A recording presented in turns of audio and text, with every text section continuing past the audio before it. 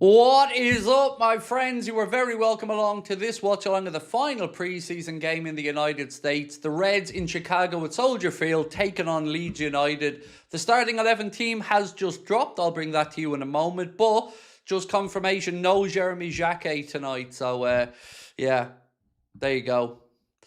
Don't know what else to say around that situation, ladies and gentlemen, but it is what it is. Yeah. So let's wait and see. 1 second. Let me just get rid of... Straight away, we're in for the trolls. But I'm not biting today because I'm in too good of a mood to listen to you. So, yeah, we won't be biting on any trolling comments. So you can just waste your money if you'd like, mate. But like I said, I'm in a good mood tonight. And that's how I plan to stay. So if you want to keep sending me free money, honestly, crack on. I'm in the humour to have a bit of fun with you as well. So, look, that's where we're at with the team anyway. No Jeremy Jacquet. The club playing it safe. And at this point... the idea that Liverpool don't need to go out there into the transfer market and get themselves a centre-back is nothing short of a disgrace and a piss take. But sure, that's where we are, aren't we? Our esteemed journalistic friends don't have the backbone to call it out, but yours truly here will, and I'll continue to do it. So, ladies and gentlemen, anything that you want to discuss for the next hour until the game gets underway, as always, it's your show, so let me know what you'd like to discuss. Really quickly, I'll run through the starting 11, and we think this is the lineup with regards to where they're playing, but, you know, we're not sure about Rio and Morris, and they could switch sides. So it's Mamardashvili in goal, then a back four of Frimpong, Ndukwe, Chambers, and Kirkes. Defensive midfield pairing, or a deeper midfield pairing, I should say, of Leone and Soboslai, although Dom will obviously have licence to get forward. Verts in the number 10 position, which is great to see. And then Rio one wing, Morrison on the other. We don't know who's left, who's right just yet. Maybe it's Morrison right, Rio left, but it could be the other. And then through the middle is Alexander Isak. So that is the 11 to start with. Now the Liverpool bench today, ladies and gentlemen, is as follows. Woodman, Davies, Chiesa. So Fede back from his illness and he was training. So no surprise to see him back in the squad. Curtis Jones, Harvey Elliott, Costas Gravenberch, young Joshua Abe, Ramsey, Scanlon, McConnell, Kumas, Ndai, Wright, and Sonny Lambie. So there you go. That's where we're at with regards to those ones. And look, I tell you what, I had a great night last night up in Dublin at the boxing, and it taught me one thing really clearly. It's that the views of a few trolls on the internet isn't how this channel is perceived by the wider public. Everybody was coming up last night, congratulating us on the channel, had nothing but nice words to say to us, and it was an absolute pleasure to be up there and chatting to so many people as well. So if I did meet you last night at the boxing, thank you, and I hope you had a great night as well. Obviously it wasn't what it was hoped for with Pierce O'Leary on the main card, but it let me know that these trolls are just little freaks on the internet that have no place in the real world. So enjoy it. Right, let's keep going. Craig, do you think Hughes has been incompetent or FSG being tight? Honestly, I mean, I could answer it a load of different ways, but ultimately it's one and the same thing, because a failure of Hughes is a failure of FSG. So for me, I always put it back on the owners, because ultimately it's their club and they're the ones that put people in place to run it. So I just think FSG are cheap. It hasn't been good enough. It isn't going to be good enough. And again, the bare minimum will be done. And we won't be able to go and compete properly this season. And that's the conclusion that I'm coming to. Look, all the stuff about Barcola, like we said, everything we've said has come through over the last few days and it will continue to. But it isn't a simple thing. It's going to take a bit of time and they're working out the details of it, as Romano said. So the other stuff, I don't know, is the honest answer. I don't know where it goes. I don't know what point we get to. But we'll have to wait and see. But people today, just like myself, just annoyed by it. I see our trolls in again. I told you 5 minutes ago, you're wasting your time. I'm in too good of a mood to bite on your bullshit. Just keep sending me free money. Keep watching the videos. And I know I'm rent-free in your head. I win. Simple as that. So, to get back to the actual people in the chat who aren't our little Russian friends or the usual trolling bitches on the internet who have no life. But again, thanks for the free money. Let's get into the real chat and see how people are feeling. Tyler, how are you, bro? Hello to my Anfield Agenda family. Hello to you as well, my man, and thank you so much for being with us as a member, bro. Really appreciate your support. Jaden, always nice to see you. A lot of fans didn't know the centre-back problem was so bad. I don't understand, like, today you probably seen Jaden, Sky Sports had a piece up, and on that piece they basically alluded to the fact that Joe Gomez having an injury hasn't forced Liverpool into a change of heart. And this you're going to see this And I'm going to just make a really blunt, upfront statement. The owners are cheap fucks. FSG are nothing short of a disgrace in that regard, and they're setting us up for another bang average season unless Andoni Iraola can overachieve. And that's what it's going to have to take. A manager to overachieve. Because they haven't got in a centre-back, they are working on a winger, they haven't got in a right-back, the midfield hasn't changed one bit, and they're out there briefing that this player can step up, that player can do that. It's a disgrace. It's a disgrace, and we're becoming a laughingstock. And if anybody still has their I support FSG pyjamas on, I don't know what to say to you. Because as these windows go on, here's what happens. I get frustrated early doors because I can see the direction the window's going in. People come on to tell me to calm down. As the window goes on, people get more accustomed to the idea that maybe we're actually talking sense here and that they aren't going to do what needs to be done. And then the window closes, the journalists grow a backbone for about 5 minutes, they put out a couple of articles, and then what happens? The big promise comes for next summer. So whatever way you want to look at it, this FSG are just drifting at the minute. Whether they want to sell up the club, whether they want to sell off stakes of it, I don't know. But they are absolutely pathetic what they're doing this window. It's not good enough. It's not acceptable. Where's all the promises of a busy window? Where are the plans? Because it doesn't look like there is plans.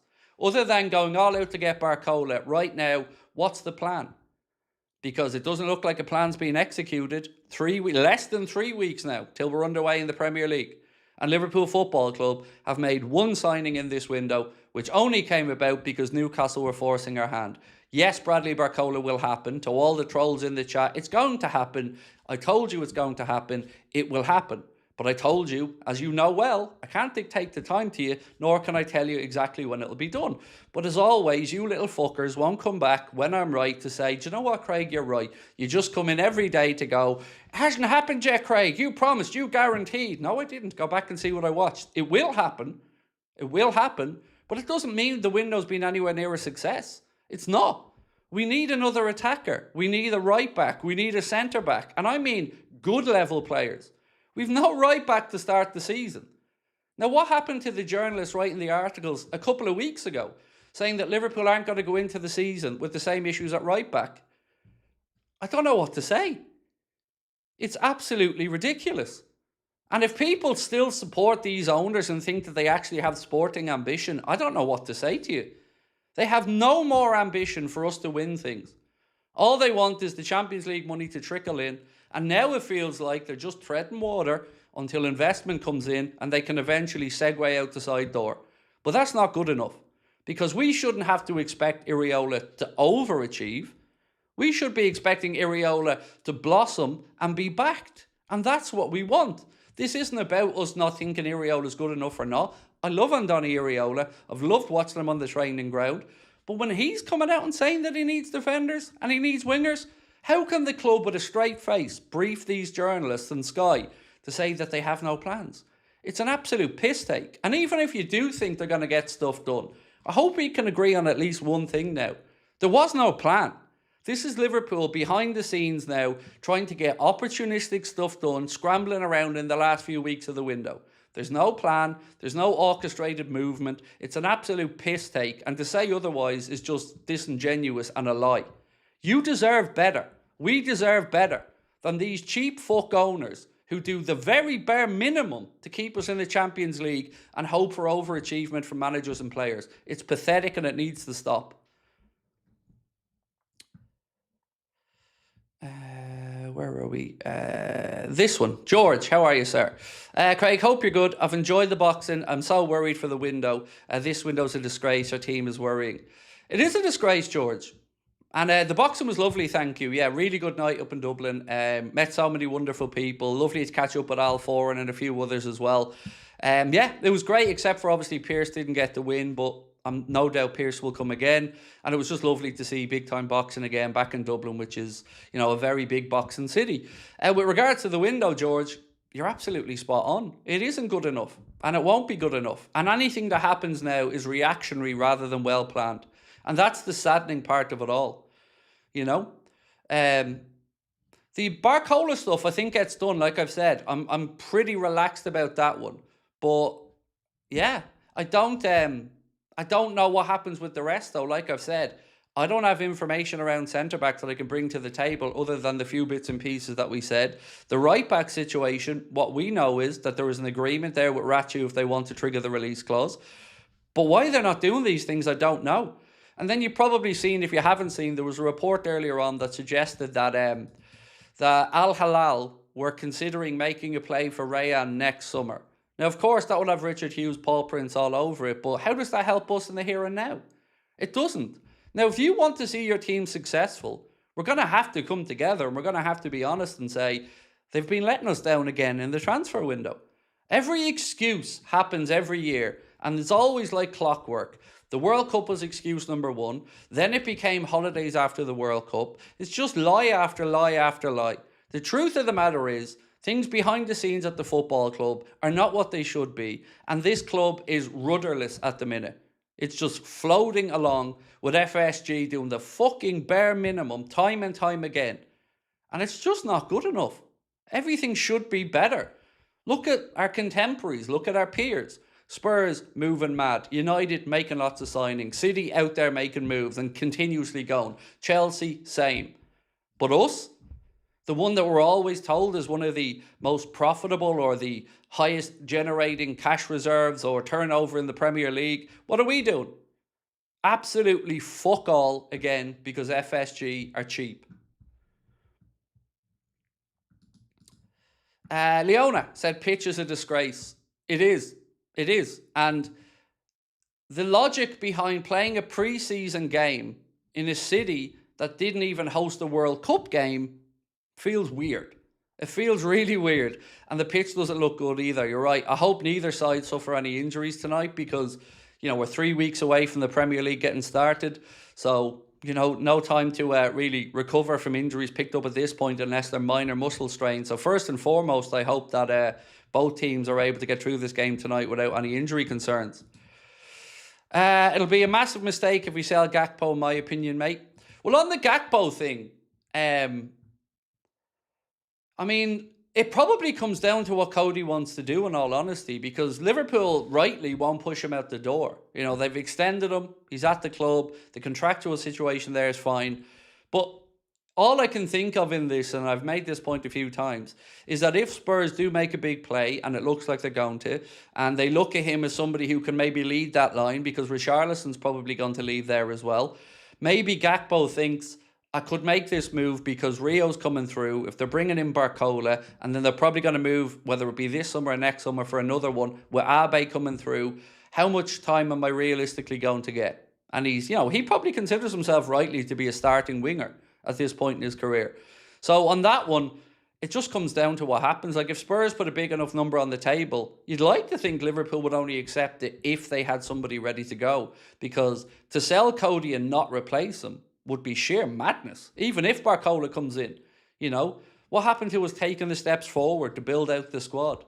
It just doesn't look like it's happening. So I totally understand where you're coming from on Cody, Toshkop. But like I said, for me, if we could bring in a replacement, I'd understand it. But if Cody stays as well, I'm absolutely fine with that. Nobody should be looking to rush him out the door.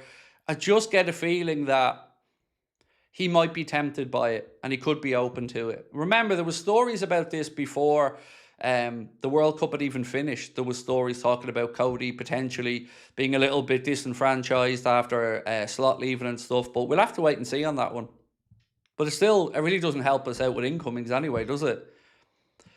Mitchell, it's embarrassing, Craig. Sorry, I feel ashamed. I don't know what else to say to you, bro. All I can do is give you my honest opinion on these things and what we know when we know it. And I've been trying to sound the alarm about this for weeks now. But as always, people sometimes think I go too early.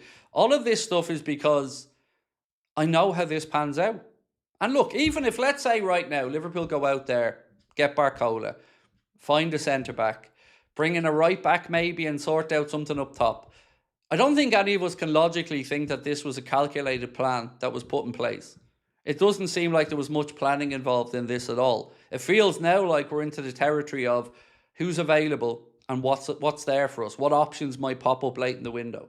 So two things come to my mind. Firstly, What happened to us loving release clauses that were so easy to target and take out the negotiations? What happened to them? And secondly, remember when Michael Edwards announced he was departing?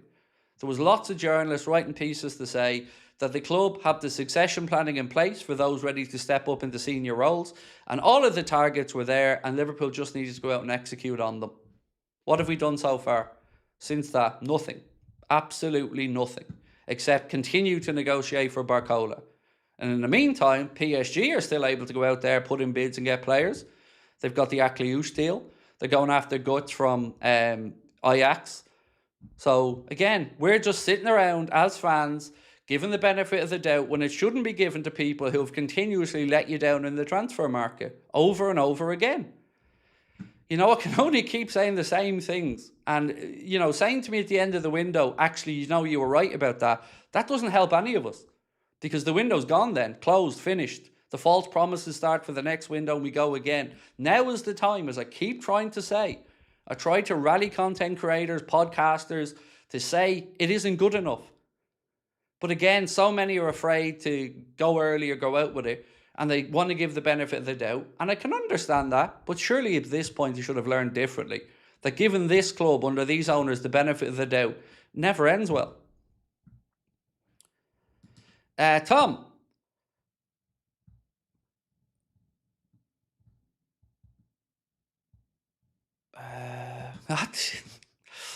So thank you, by the way, again for more free money.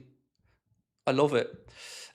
Keep sending it, because I'm not reading out a single one of your comments, but by all means, keep sending the money. Yeah, it's brilliant. It's just like, I thought about this a different way at the boxing the other night, because so many people came up and were complimentary, and, you know, it was lovely chatting with them all. But it just made me realise that the freaks in the background that send in all the trolling stuff, they have something actually wrong with them. Like, I actually feel sympathy for you now rather than any frustration or anger towards you, because this is it. I am living in your head rent-free. Actually, I'm kind of charging rent now that you think about it, because you're having to send super chats to even get my attention. So, and they're still not being read out. So if you want to continue to waste your money and piss it up against the wall, I'll happily take it. No problem. But you ain't cracking this head, because I'm number one. You know that. There's nothing you can do about that. So sit back and enjoy the ride. Appreciate what happens when opportunity meets talent. This guy arrives. And I ain't going anywhere. So crack on. And to everybody else, thank you. Love you guys to bits. Thank you so much for the support. Thank you for always having our back. Thank you for being good people. I love you all dearly, and thank you for that. Right, let's keep going. Tom said the pitch is asking for an injury. It's shocking. Again, even that, Tom, you know, simple little things like that. Like, if I was a player and I looked at that pitch and I'd seen what we've all seen, I'd be concerned, mate. I'd be concerned I'd roll my ankle or something. You'd definitely be second guessing. You know, that's before we talk about even the ball just travelling across the surface and how that's going to look. Yeah, it's shocking. So I want to read a few more super chats, but before I do, I want to just read out a statement here that Rock Nation Sports have put out. And I want to tell you why this is an absolute joke in so many regards. But let me read you out the statement anyway. Rock Nation Sports International and our entire team cannot stand idle when unprofessional and uninformed media publish fake and damaging information for attention-seeking purposes. This is especially unacceptable when it personally targets our clients without any foundation. It is disruptive, harmful, and libelous. Media outlets and journalists need to hold themselves accountable. So that's the statement from Rock Nation Sports. Now let me tell you why it's absolute pants. One, they don't tell what client they're talking about. They don't reference a player's name. They don't reference a sports star's name. They don't say what outlets. They don't make any particular claims. It's just bluff and bluster from a crowd that know they've shit the bed, for a crowd that know that nobody in European football really seems to like the way that they operate. And if they actually have libelous claims that they want to take up, then go after people. Name them. Tell us what clients you're talking about. You won't, because you're just sitting there knowing that nobody wants to deal with them at this particular moment in time because of the way they're operating, and now they're lashing out. It's pathetic, it's embarrassing, and again, you're claiming outrage as an outlet, but you're not even talking about who it's about. You didn't even name the player. So whatever it is Rock Nation Sports have their knickers in their twist about, they'd like to actually put out there and say who it is and who they're talking about and point fingers. Because otherwise it's just bollocks. And that's supposed to be a professional outlet. I find that embarrassing. If I put out that, I'd be embarrassed. So yeah, I'm assuming it's either about Vinicius Jr. or it's about Yan Diamonde. And they can say things are X, Y, and Z, but ultimately, how many clubs thought that they were getting that player? And they didn't just pull that out of thin air. Liverpool, PSG, all these clubs, they didn't just pull it out of thin air that Diamonde wanted to go and sign for them. So these lads are just becoming, in my humble opinion, an even bigger laughingstock. Tony, always a pleasure, my man. 13 months with us as a member. Appreciate you, sir, and for your support. Evening, Craig. Keep it real. I'm going to try, mate. I'm going to try. Like I said, yesterday was another important day for me. Because once again, I go out into the real world and see that the real world's reaction to me, to my family, to the channel is nothing like the freaks on the internet who just sit there spouting shit. So it's made me look at it with a different perspective. Stevie boy. It's okay, lads. We have Big Verge, who's 35 years old. He'll play all 60 games. So here's what I don't get, Stevie boy, right? Gomez couldn't last more than 7 minutes of the first preseason game. So any type of notion that he's going to be robust enough for the season shouldn't be taken seriously by anybody, right? Journalists, fans, nobody. Then you come into the two young centre-backs. Jeremy Jacquet will have gone through 3 preseason games we played so far and not kicked the ball yet. So how are we supposed to believe logically, that he's going to be ready for the first Premier League game and be up to speed? Then you have Giovanni Leone, who won't be available yet and won't have enough minutes built up yet for a few more months. Now, he might be in contention, but that doesn't mean he's fit enough. And after that, you're right. We're down to our 35-year-old captain. And this football club, run by FSG, are out there actively briefing that we don't need a centre-back and that Joe Gomez's injury hasn't changed their plans. If that doesn't tell you they don't give a fuck, I don't know what to say. It's pathetic. No other Premier League club that wants to win something would let their manager go into the season so understaffed like we are. Our depth is absolutely pathetic. We have let Canade go, walk out the door free, and didn't replace him. And don't look like we're actively trying to replace him. Now, how am I as a fan supposed to take them owners seriously? Do tell me, anybody who thinks that FSG have our best interests and want to win a heart, how does that stack up? Doesn't make sense to me. Not as a fan, not as a football person, not as somebody who wants Iraola to succeed.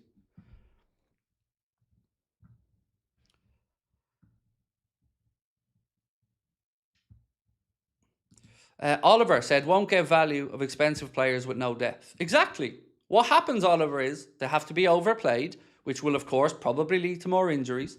And now we have a manager who we know is going to play with a higher intensity than last season after a World Cup. You know, it's not rocket science, Oliver, is it? As you've said, mate, like, if you want the best out of these guys, we need to be able to keep them fresh. We need to be able to make changes. And we can't go into every season hoping for everything to go our way. So no injuries, the manager to overachieve, players to settle in quickly.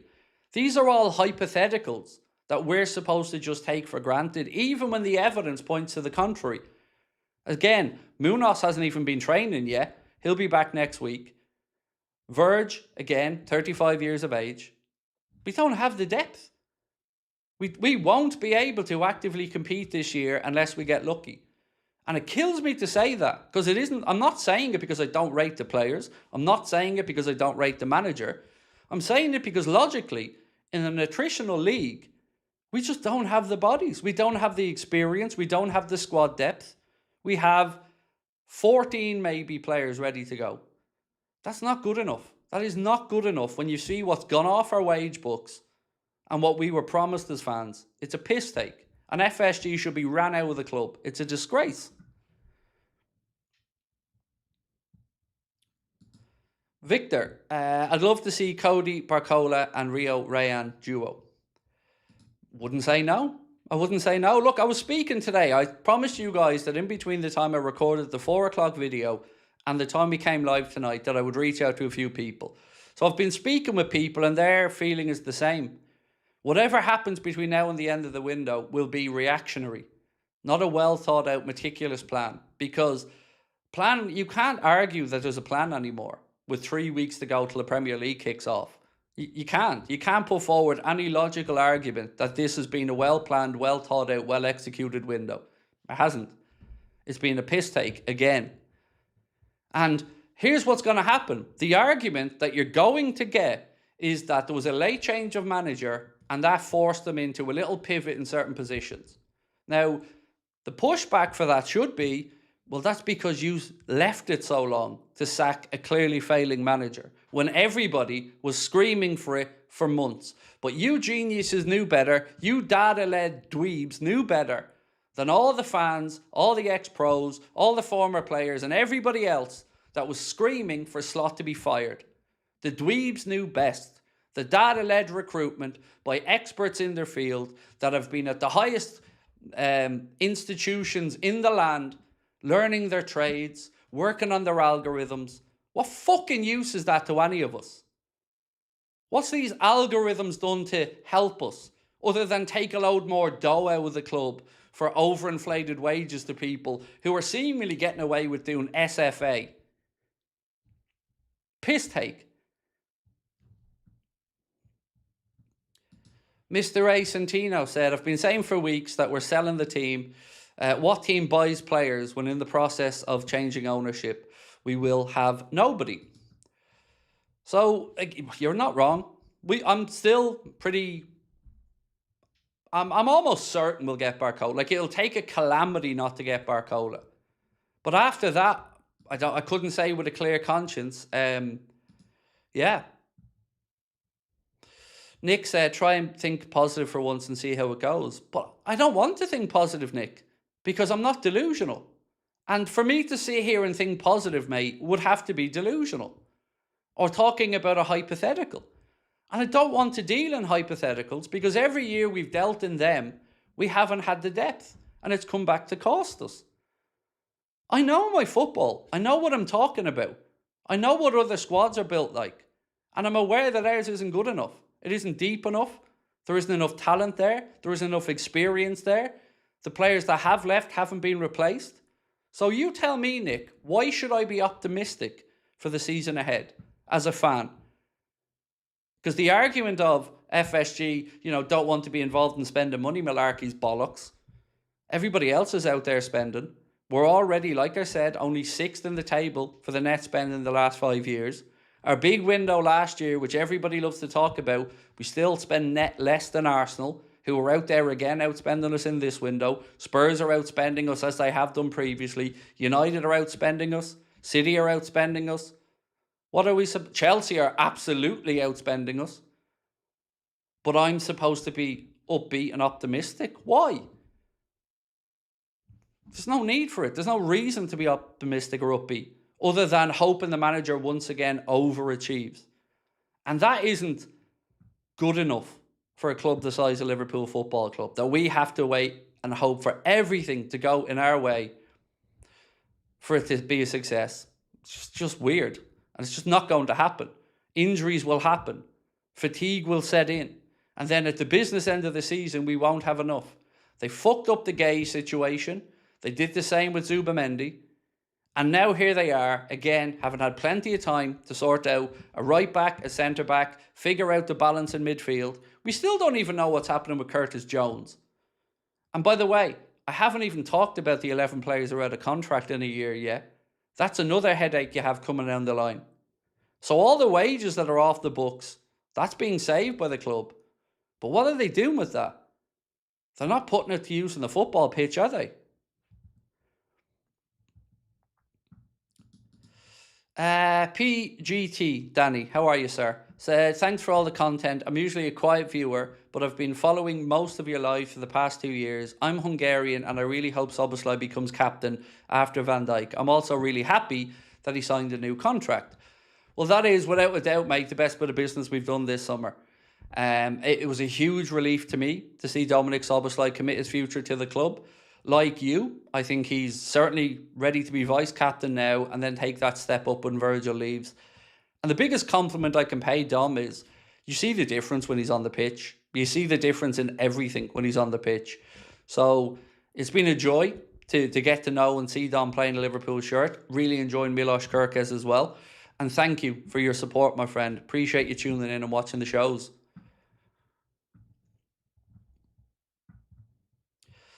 Shay Trainer said, the Gay situation was pathetic. We could have Palace Gomez to get Gay. Instead, we're stuck with useless Gomez.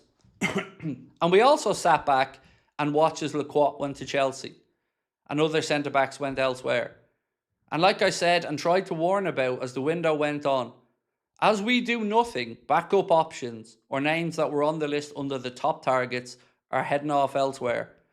And as the market gets to a close, and I've warned about this for the last month, as the market gets to a close, the prices are going to get higher or teams just won't sell because they're going to make the argument that they don't have time to replace it. They don't have time to replace it. That's the argument. It's not good enough. Nomad, 3 years, bro. Thank you so much, my man. 3 years. Love you to bits. 3 years as a member. Love this community so much. Thank you for being part of our lives, Craig and Connor, WFM. Well, same to you. Thank you for being part of ours, all of you. You know, it definitely, you know, it's incredible to do this and feel the amount of support that we get. Because nobody wants to be on here being angry. Nobody wants to be on here. But we have to deal in reality. You know, ultimately, what benefit is it to anybody if I just say nothing and just sit back? You know, it's not honest. The honest fan, an honest assessment would be somebody looking at this window and saying, come on, lads, it's nowhere near enough. And that's somebody who wants the manager to succeed. And I don't want him to succeed because he has to overachieve. I want him to succeed because he's a damn good coach and he's given the tools to do his job. It feels like the club are waiting for investment money and then we'll get the big promises about next window. And maybe we get Barcola and one more opportunistic deal towards the end of the window or something. But it definitely, any illusion of this being a meticulously well-planned window has gone out. It's gone out the window. Watsonator. Love you, big man. A little bit less big these days, but I'll take it. Any chance of blanking out last year's league table graphic? It's depressing. No worries if you can't. Keep being you. I don't know. I don't even notice it, to be honest with you. It's not there at the minute, but, you know, I'm sure, look, we've only got 3 weeks to go till the league starts again, but it is depressing, but it's also a reminder. It's also a reminder about how far away we were last year. And this is what I've been saying all the way through. You know, we aren't starting from a position of strength last year. We're starting from a position where we were all over the place and playing catch-up, and the morale in the squad was terrible. So, have we corrected that? Well, we've probably corrected some of the morale things, yes, because the training looks great, the mood looks good, but the playing situation has gotten worse because, as I've said, our peers, our contemporaries are all out there spending and strengthening.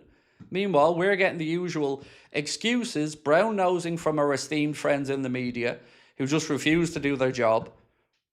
I don't know what else I can say, lads. It's not good enough. You know, why is Hughes and Edwards getting paid lots of money? To do what? They've 11 players. Our sporting director is leaving a situation with 11 players that has a year to run on their contract. He's been in here for 2.5 years, and that's what he's leaving with. Salah gone, ripped up contract, out the door, adios mate. Has he been replaced yet? Canade gone, out the door, Real Madrid, free contract. Has he been replaced yet? Trent, out the door, gone, minimal money. Has he been replaced yet? Like, they brief with a straight face that they're looking at Frimpong as an option up the pitch this season. Now, why do you think Liverpool are briefing that, my friends? Because they're preparing you for the fact that they don't want to spend money. And they're preparing you for the fact that even though we all know he isn't good enough to play as a right winger, that Frimpong is going to be an option for us. We've already seen Frimpong play on the right wing. He isn't the right winger. He isn't a right back. He's a right wing back that we bought for what reason? Why do we buy him? Because we still don't have a fucking right back. Like, logically, think about that. We don't have a starting right back. A starting right back for the season.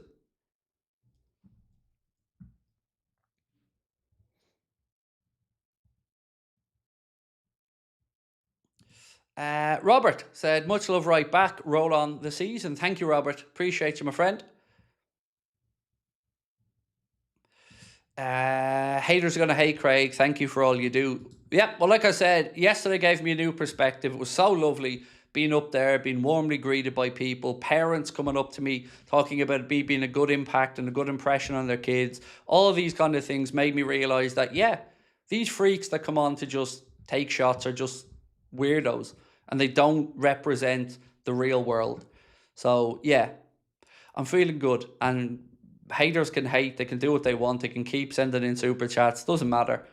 I'm feeling refreshed, I'm feeling focused, I'm feeling appreciated, loved, whatever you want to say, and I'm ready to work hard and I'm ready to continue to do what we've been doing. But I'll never lie, and that's the thing that I keep coming on to say. Like, if I came on here and told you I was optimistic about the season of rugby, I wouldn't be telling you the truth. You know, there's hope, there's always hope. But I'm a man of logic. It's not going to go well unless we get lucky breaks. Eddie, FSG need to go. I don't even want to back the new manager. Well, look, my views on FSG have been pretty steady for the last 5-6 years, Eddie. I've always said they're cheap. I've always said they want to do the bare minimum to get Champions League football, and anything that we win is almost a happy accident. Because they aren't owners that sit there focused and wondering how Liverpool can win the league, how Liverpool can win the Champions League. Because ask yourself this question, just simple question. Let's focus on the Champions League for 1 minute. Do you think that our owners, having been in football club for over a decade, look at our squad and think that that squad can win the Champions League? Genuine question. Do you think FSG, looking at this squad with no Canade, no Trent, no Robbo, no Salah, no replacements, can go head to head to win the Champions League? Remembering that we've been knocked out by PSG in the last 2 years and we haven't gotten to the quarterfinals in a few seasons. No, you know damn well that they don't think we can win the Champions League. It's a piss take. They're not good enough.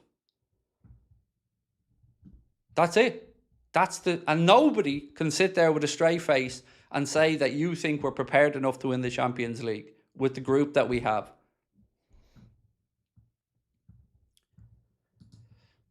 Medusa said, not excited for the new season. Bruno Gamara is off. Halt United likely. Eddie resigned. Relegation not impossible. I know people won't believe me when I say this, Medusa, but I have a soft spot for Newcastle. I've always had a soft spot for Newcastle. And last summer, for me, that was genuine banter with me and Newcastle fans. Now, they may hate me for that. That's okay. That's their prerogative. But I've always had an affection for the club. Anybody who's ever asked me on a video, if Liverpool didn't exist, who would you support? My answer was always Newcastle, because I love the Geordies and I think that they're a great footballing city. Now, to get to your point, I totally understand. How leaving, he looks like he's burnt out, he looks like he's exhausted, and he looks like he just couldn't carry on fighting anymore. Tonali gone, Bruno about to go. As you said, Hall may be gone, Isak gone, Gordon gone.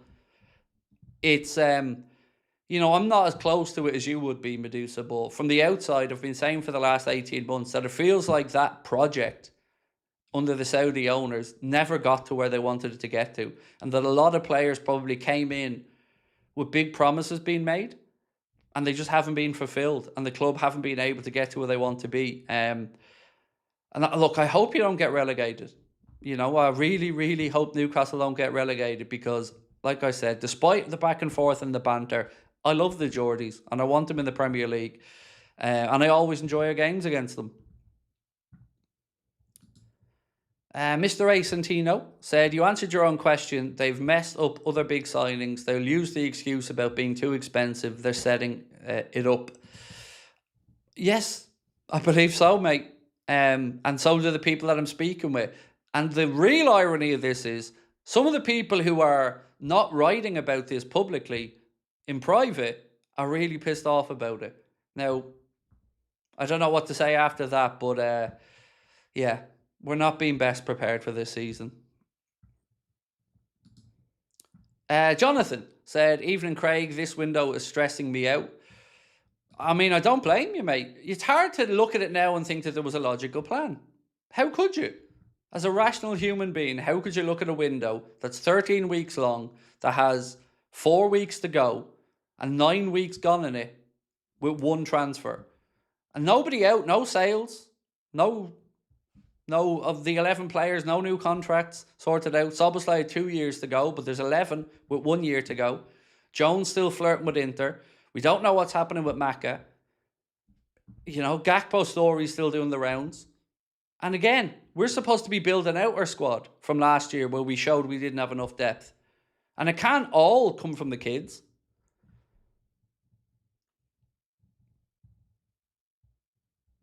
Eddie. So this was supposed to be, they don't want to back the new manager. Yeah, look, it feels, whether they want to or don't want to, I guess, they just aren't, Eddie, and we're both right on that one, mate. You know, you and I often agree on a lot of things, and you aren't wrong about FSG. They've never been owners that wanted to win. And the people that want to credit them for the things they credit them for, my answer is always, now tell me anything that they've done that isn't about making their value or their asset more valuable. There isn't anything. There's nothing that doesn't lead to them getting more money in their pocket or Liverpool Football Club being worth more money for them that they've spent money on. Stadium makes more money for them, makes it a better asset to sell. It's not rocket science. They don't give a fuck. And people that believe that they do, I'm lost. Dominic, and by the way, the argument of they're not the Glazers and they're not Hicks and Gillette, that doesn't hold water either. Because that's the yardstick isn't the bottom of the barrel. Again, we're Liverpool Football Club. We should be comparing ourselves against the Real Madrids, the Barcelonas, the Bayern Munichs of this world and what they do. Not what owners, the worst of the worst owners do. That's not the standard. Dominic said, not signing a centre-back is blatant neglect. The club is hanging Iriola out to dry. Let's go for FSG when we inevitably lose games, not the manager. Exactly that. And that's why I keep saying, Dominic, mate, now is the time to speak up. Now. Not when the window's closed, when nothing can be done about it and they can make every false promise they want. Now is the time to speak up about it. David. You're doing a wonderful job, mate. Keep it up, dude. Thank you. Appreciate you. Julio, 6 months with us, bro. Absolute legend. Thank you, sir. World of Naturalist, Lynn, how are you, my friend? Said, the sporting director team hasn't made effort like in the past to go look for unknown gems. They just go for the obvious at the highest cost. Can't believe there's no players with potential out there. It's nuts. It's absolutely nuts. And whatever happens now, it's going to be reactionary rather than well-planned. Outside of the Barcola stuff, which again is probably in itself at least a semi-pivot away from the Diamande situation. Silver Bear said, not sure what to say. So many hugs, Craig. I do love a good hug. So I'll take the hug. Silver Bear, thank you. And thank you, my friend, for 21 months with us.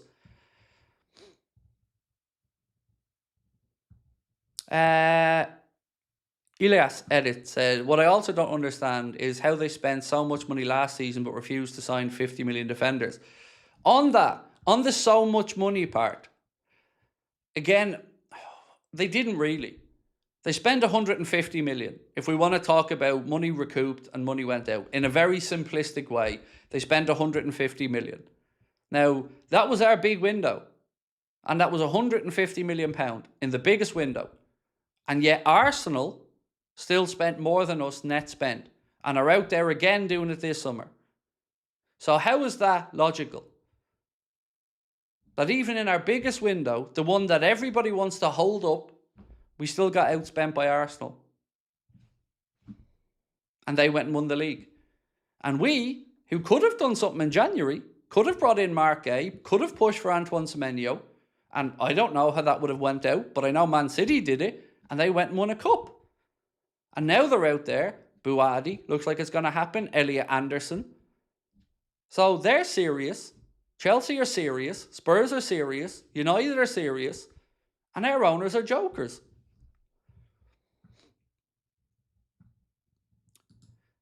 Sean said, be interesting if Rio plays on the right at some point. I think he might well do, Sean, my man. Tonight, we don't know. We think Morrison will start off the right, but it could be Rio. But, we got to see him off the right in the last game, and it wasn't a great game, so it was really difficult to kind of talk about how he got on in it. Obviously, he got himself a goal, but yeah, it's interesting. I thought Josh Abe did well as well. Should have had himself a goal in the first 5 minutes in the last game. We bought Frimpong to assure Vert's joined. That's the only use he has. I mean, I can't mentally accept that we did that, because if that's the case, I don't know what to say. How tin pot does that sound? No, by the way, I'm not saying you're right or wrong. I'm just saying, if I mentally accept that that's why we bought Frimpong, I don't know what else to say. Like, that's a 30 million quid, what, play day? I don't know what else to say. Because there's no logic behind signing Frimpong. There's no obvious situation he resolves. And he isn't good enough in right wing, and obviously isn't good enough at right back. And the one position that is comfortable for him, we don't play. So, yeah, the whole thing it makes no sense.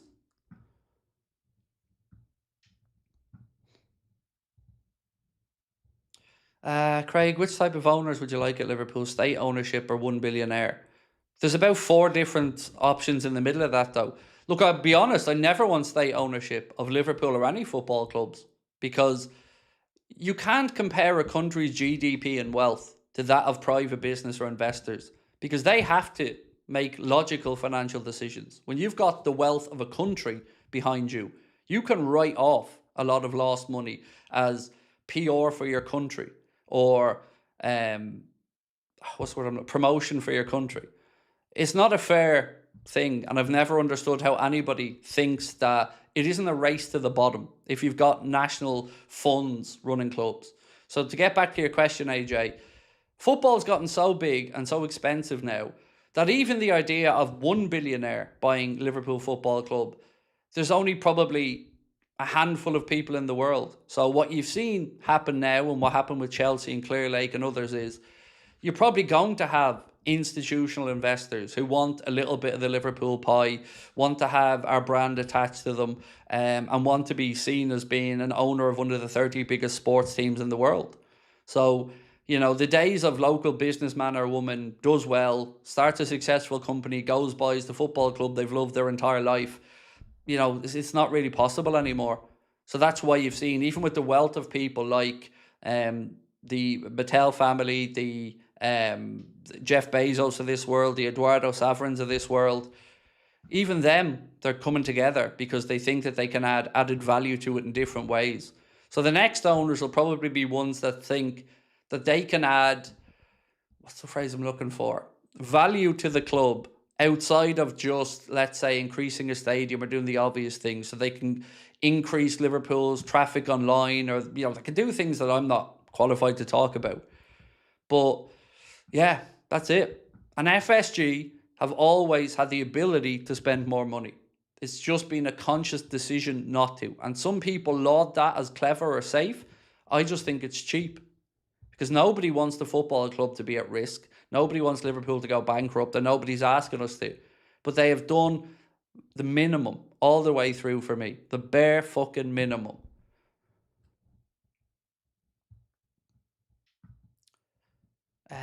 Monster Madness said, so happy to hear Munoz cut his time off short so he could join the club sooner and show his skills. Happy to know he's proud to be one of us.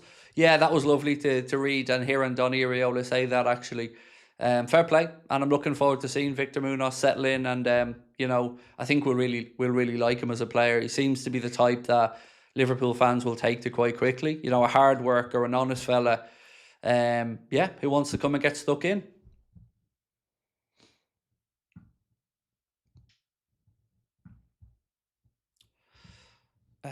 Right.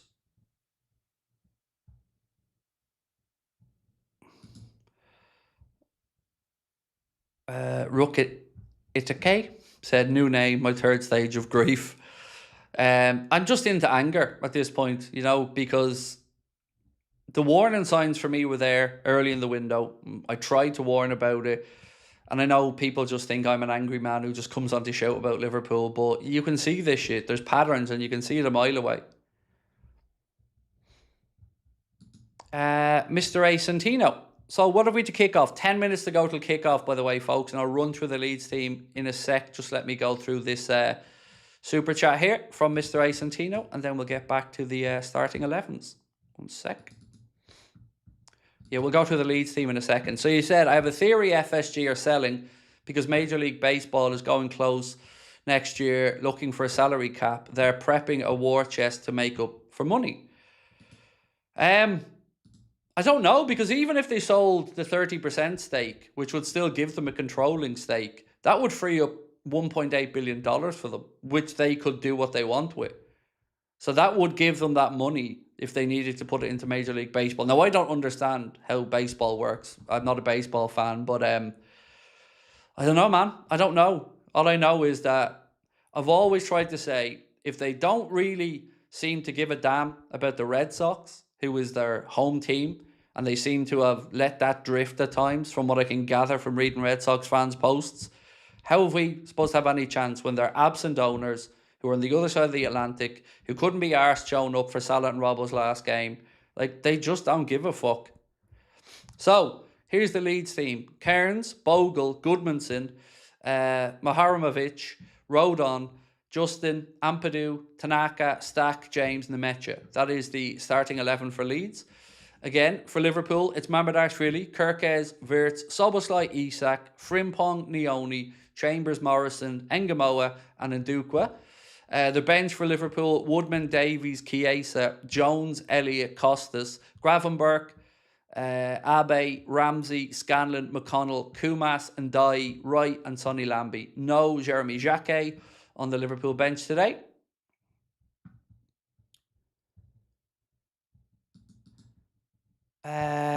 Chris, how are you, sir? Or Chris said, hey Craig, just wanted to thank you for the consistent content. Even though I'm just here for 1 year, the videos helped me through some really tough times.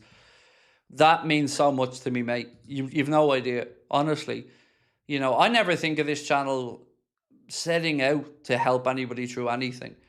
But sometimes it just happens naturally, right? That we have conversations, they go in a little different direction, the chat get involved. And I always speak so proudly about the community when I talk to anybody, because I think it's what really does differentiate us as a community. I don't think it's particularly great content, or I think it's a combination of factors that makes this community a special place. And I'm so proud to be at the head of it. So thank you. And I hope that life is going in a better direction and giving you plenty of joy at the minute, my friend. When I water my broccoli, you pop into my head. You should dance on the broccoli instead of watering it, because it can only do evil things. You know my take about that vile, evil green weed broccoli. But there you go. At least you're out there doing a bit, though, out in the garden, so fair play. Motorhome Dreamer, man, thank you. 6 months as a member, appreciate you. Why is Jacquet not playing or on the bench? The club are being cautious is the line. But again, remember, we've only got 2 more games after tonight for him to get any minutes in. Season starts in less than 3 weeks. Joe Gomez is injured. Virgil is only starting back training. And we just have no centre-backs. But it's okay, though, because the club are briefing that Gomez injury won't change their plans. Piss take. Absolute piss take.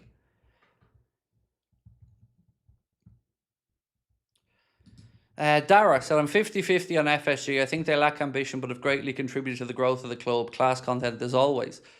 So, one thing I would say to you, Dara, and thank you, by the way, but one thing I would say to you, mate, is I've never denied the good stuff. Never. I've always said they did X, Y, and Z, but they also did it for a reason. They didn't increase Anfield because they wanted to make fans happier. And I'll never believe that they decided to stay at Anfield because they thought that's what fans wanted to do. Same as the Red Sox and Fenway. They always make the cheapest decision that makes them a decent return. So coming in and doing the Annie Road end and the main stand, no problem with it. But it's also making them more money and making their investment more profitable. Same with all the other things. There's nothing they've done sportingly that makes me think that they really want to win or they really want success. And then let's look back at Klopp left, burnt out, exhausted from having to juggle so many things. Sporting directors, how many have we been through in the last 6 or 7 years? And another one's on his way out the door. So for me, FSG are a problem and they have done some good stuff, yes, but it's the reason for the good stuff that I have to look at. And I don't think it's because they want Liverpool to win. I think it's that they want the asset to become more valuable. And I've no problem with them selling up when they leave and making a shit ton of dough. I've always said that. But they do have a duty of care while they're here. They're custodians of the club and they have a duty to make sure that we're not challenging sporadically, that we're challenging every single season. And nothing that they've done, either in January or this window, apart from the last window, in many other windows, nothing that they've done screams intent that they want to win. Nothing. Look at Spurs, 2 seasons, 17th, they go out and spend money. Big money. Look at Chelsea. Brand new coach in. What do? Back him with experience when he wanted that from Welbeck and Henderson. Back him with young players like Rodgers. Back him with talent. United, backing him. Arsenal being backed. Where's our owners? Nowhere to be seen yet again. Where's our sporting director? Nowhere to be seen yet again. Where's our transfers? Nowhere to be seen yet again. It's crazy. It's absolutely crazy. So the 50-50 thing I just don't get, Dara, because outside of looking after their own interests, I don't see what they've done to really show us that they care. Ian said, FSG have never really given a fuck about the club. The sooner they get out, the better. Yeah, look, and again, I'm not saying that they're like the Glazers or not. They aren't. And they don't take money actively out of the club. But the standard shouldn't be that they're not the worst owners. Because here's the part that winds me up the most. The credit that they get in the media and from the journalists blows my mind. Like, remember when Hughes and Edwards came back in? They couldn't be talked about as even more geniuses if they tried. They were super clever guys, the top of their field, coming in to make Liverpool a force again. Well, have they achieved that? And one's gone and one's about to go. They haven't done anything close to that, but they have been very well compensated for their failures. Padge said, hey Craig, hoping to see a different Wirtz this season. He seems a few pounds bigger and stronger based on training footage. He needs that physicality. Yeah, there's no doubt, Padge, he has to step up this season. He has to really, really step up this season because it was an understandable but underwhelming first season from him. And look, nobody out there was really pulling up any trees last year. But this season, we know where Areola wants to play him. He's said straight out that he wants him in the number 10 position. You'd hope that that's a favourable position for Florian. And yeah, like you, mate, I expect to see an improved Florian Wirtz this season.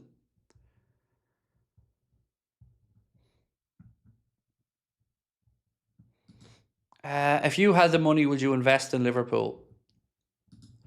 No, I don't think I would, because it would be an overly emotional investment and I wouldn't run it logically. And again, what type of wealth would I have to run the club the way I'd want to run it? I'd have to be in the Jeff Bezos kind of territory there, wouldn't I? So, no, I wouldn't. Now, I would if it ever went public and they were selling shares publicly, buy some, yes. But yeah, I think the days of any normal person being involved in that like that, or even, like I said, local business person done good, them days are gone. These clubs are just too valuable now.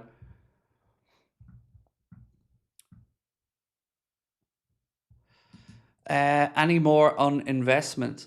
Nothing that I'm aware of, but I've been out of the loop for all of yesterday anyway. So, these things are going to take time. That investment thing, I don't expect it to be sewn up anytime soon. These are very complicated matters.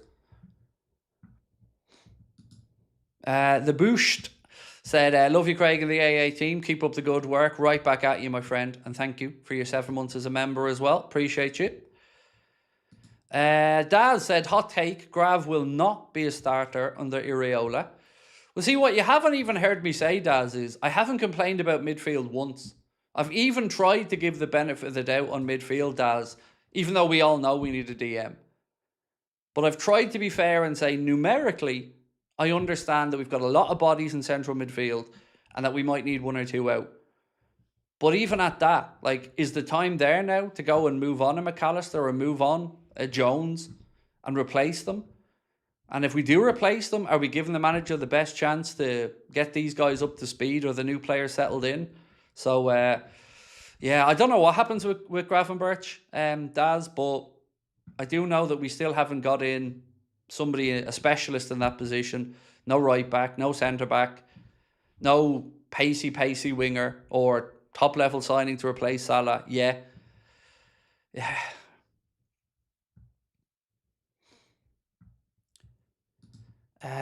The Wondering Wigan, is it? Said they've never spent ever, so why expect this season? Because what's the other option? Just give up? Maybe I'm naive on this, but sometimes I actually think, well, maybe others will actually think, yeah, now maybe these lads have a point and maybe they will speak up a little bit.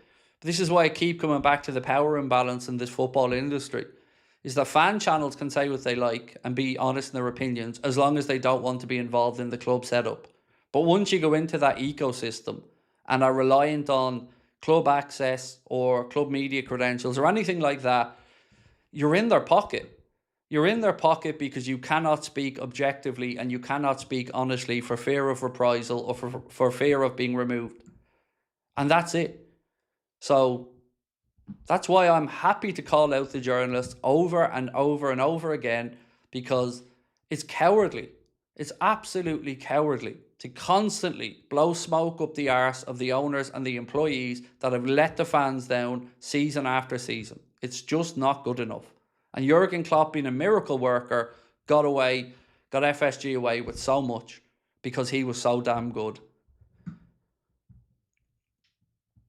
Right, teams are coming out onto the pitch. The Reds, obviously, in our all-red strip. Leeds United in their famous white strip. James Hart said, hi all, another win tonight, please. I have to say this to our family here. If anybody is struggling out there, please reach out and and talk to us. Yes, always speak up, always. Admitting that there is an issue is the first step, and it's a positive one. So, well said, James. Right, ladies and gents, again, the Liverpool starting 11 for this evening. We believe it's going to look a little like this. Georgie in goal, Frimpong right back, Kirkes left back, centre-back pairing of Ndukwe and Chambers. In midfield, Nioni and Soboslai with Wirtz in the 10. We're not sure if Rio's left or Morrison's left, so it'll be one left, one right, and then Isak through the centre. Fingers crossed we see some good service and we see some good understanding of Isak's movement. That's something to look out for tonight as well. Why hasn't it started yet? Because it's in America. And our friends in America don't know what a kickoff time means. And look at the amount of empty seats in that stadium again. Do you lads remember a few years back going to Australia, 100,000? And Liverpool selling out everywhere. Now the greed has come in and football fans have been fleeced. And now we can't even fill out stadiums in Chicago or stadiums in the other 2 preseason friendlies. It's just, I don't know. It all feels very weird.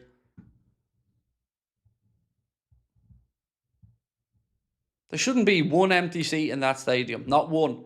And if there was, they should have been given to local school kids or academies or something like that to get people in and close to it, not being charging fans $100, $200 a ticket. Look at that.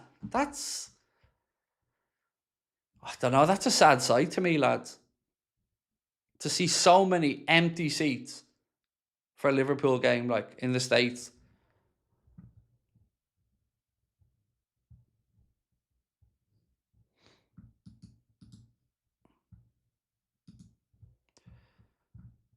Someone said, what's my real name? It's Craig, mate. My name's Craig. Zach said, hundreds of dollars for a seat and friendly. It's disgraceful. It is. Should be no more than 50 quid. $50 to $70 is more than fair. And even at that, that's probably at the upper end of what should be reasonable for a pre-season friendly.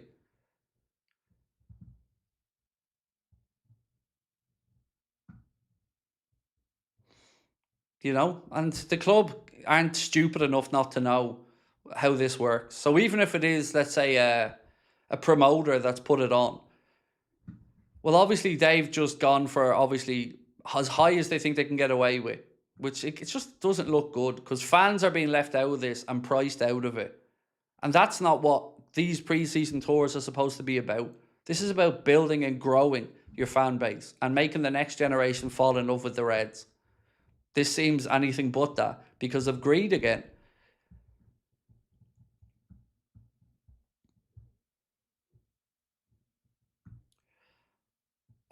Where am I at with this one? Hope we can see more of Isak this season, said Isak, or said Alik, excuse me, Alik. Yes, and I hope a better season as well, mate.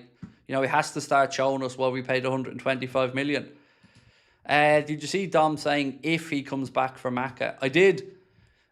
And like I said, we told you the other day that we believe his father is over in Spain, at least, sounding out potential moves. Hey Craig, new to this channel, my first watch along. It's 1:30 a.m. here in India, but not missing the chance to watch the Reds. Well, welcome in, my friend. Lovely to have you with us. We're just about to get underway, ladies and gents. The Reds playing from left to right in the first half. Leeds United going to kick us off and get underway. It looks like it is Rio on the left, by the way.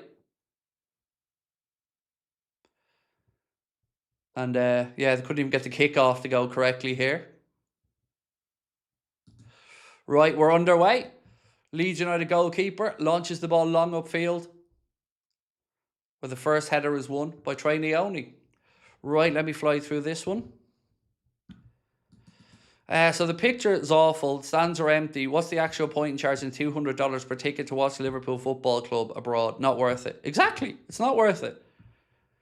It's not worth it, and it's unfair on the fans again.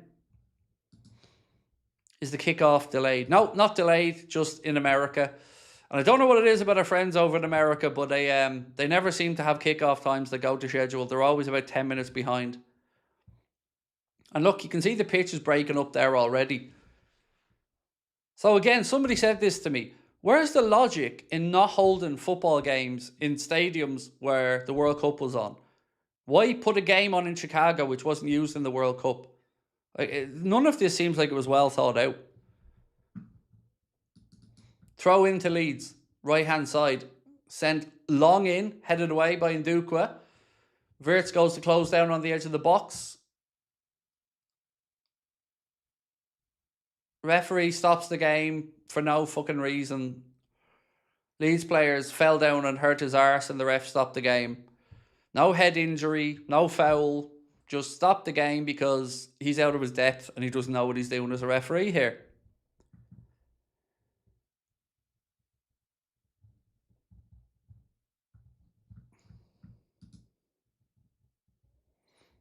So Iriola said Isak, Wirtz, Gravenberch will get 45 today.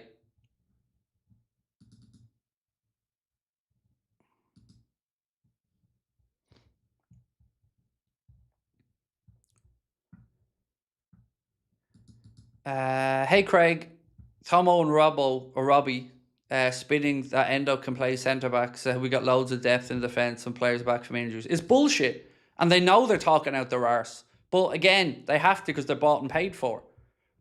This is what I keep saying. Like, these are club legends. And all they're doing is just blowing smoke up the owner's arse.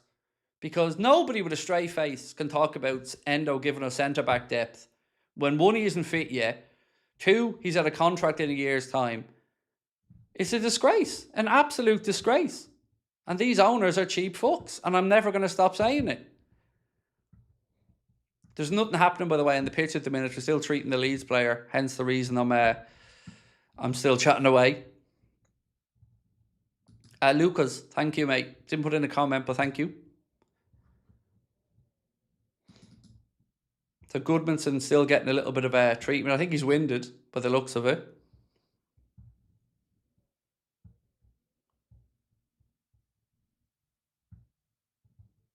Right, ladies and gents, I forgot to ask you the usual favour. If you can, hit that like button for me. Let's fly it up over 1,000 likes as quickly as we can.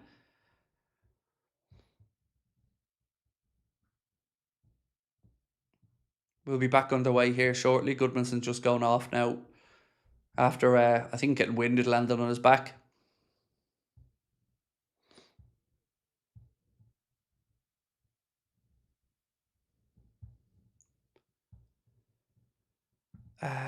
How's this one? McSollis said, getting tired of the same news with Barcola. Always Liverpool wants the player wants Liverpool, but no talks ongoing. Well, there are talks ongoing. I don't think anyone said there's no talks. Like what we said to the other day is true. That the details of the add-ons and stuff are what's being discussed now. And I think Romano said something similar. Now, we did say you're not going to get a here we go Monday, Tuesday. But like we said, they are deep in conversation around the structure of this. And you can already see they're out there trying to sign replacements as well. Like they've got Guts coming in from Ajax, Akliouche coming in from Monaco. Right, anyway, ball's back with the Leeds keeper. Interesting to see how they set up now to press. Szoboszlai's directing people. And Liverpool are looking to cut off particular passing channels here to force the keeper into a decision, and eventually the keeper just picks the ball up and they will drop it again and we'll be back where we were 10 seconds ago. So the Leeds keeper ends up having to go long into midfield where there is a bit of space. Leeds player flicks the ball on. They've worked it into the right channel. Leeds certainly the brighter so far in the opening few minutes. For the little bit of play we have had. Throw into Leeds United now right hand side. What do I think of Spurs calling Robertson Robbo? Absolutely nothing. It's fine. It's his nickname. You know, it wasn't a Liverpool-centric thing. I'm sure he's been called Robbo his whole life.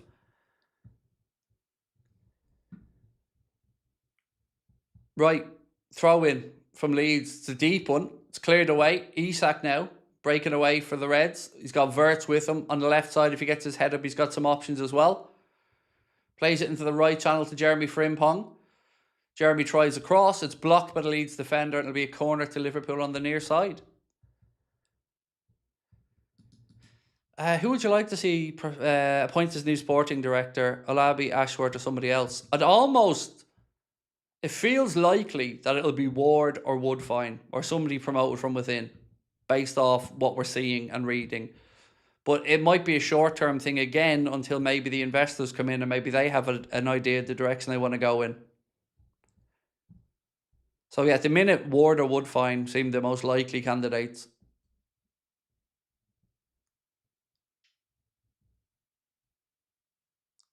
Corner in from Dom. Flicked on at the near post. 1-0 Liverpool. There we go. Goal. Liverpool. Nice. 1-0 the Reds. Nice little bit of work from a corner routine. Ball flicked on at the near post. Back post. Bang. 1-0 Liverpool. Goal scored by Luke Chambers as well. Young centre-back Luke Chambers. Well, formerly left-back, but Chambers with the opening goal. So Dom plays it in. There's movement across the near post. There's a flick. Chambers is there at the edge of the 6-yard box. Ball breaks to him. And he just rifles it into the net. 1-0. Lovely moment for the young man. Nice. Lovely moment after young Chambers. Well in, young man. Oh, hang on. We haven't done this yet in pre-season. Are you ready? There you go. We haven't seen him yet in pre-season, have we? You don't blame him on the sunshine. You don't blame him on the moonlight. You don't blame him on the good times. Blame it on the boogie. Some people now are going, why has this lunatic got an alien dancing on the screen? It's a long story.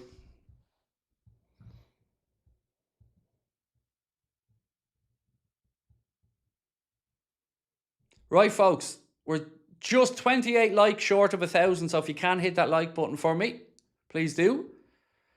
Foul there. Verts with a little push in the back of the Leeds player. Referee spots it and gives a free kick to Leeds.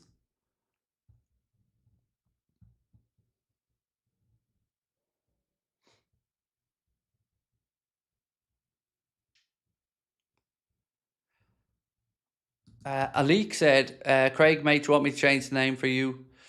No, that's all good, my man. All good. You do you.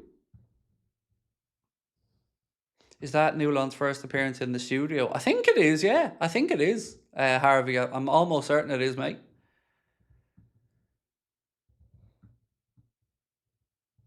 So, right, that's a positive start anyway. Neoni now. Out to Jeremy Frimpong, right-hand side. Jeremy, back to Ndukwa. Back to Trey. I love, by the way, I've been so impressed with Trey so far in pre-season. Definitely been one of the bright sparks from the younger players in pre-season, and never looks out of place out there.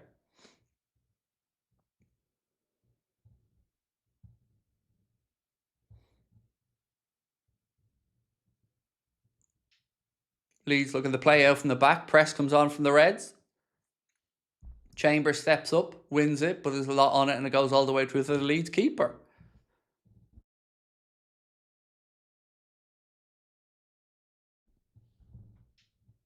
Remember, this is the final pre-season game of the United States tour. After that, it's Como and Monaco back at Anfield.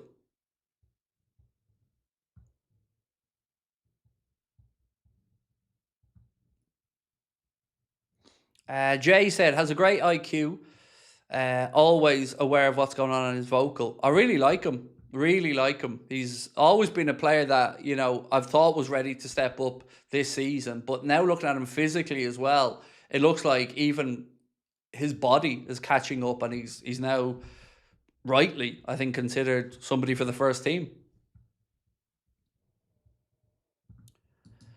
Itachi said 21 incoming, let's go. Now, calm down. It's pre-season, it means nothing.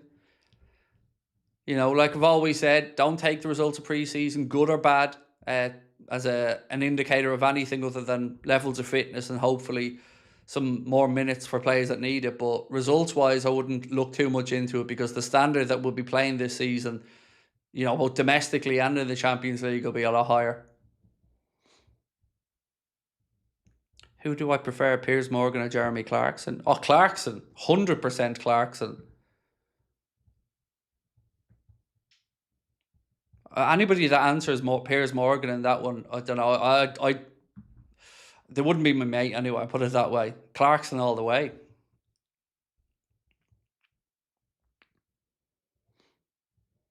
Right. Free kick to Leeds.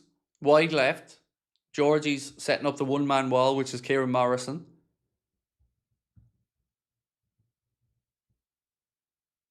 Here comes the delivery. It's floated in deep. Georgie comes and claims it.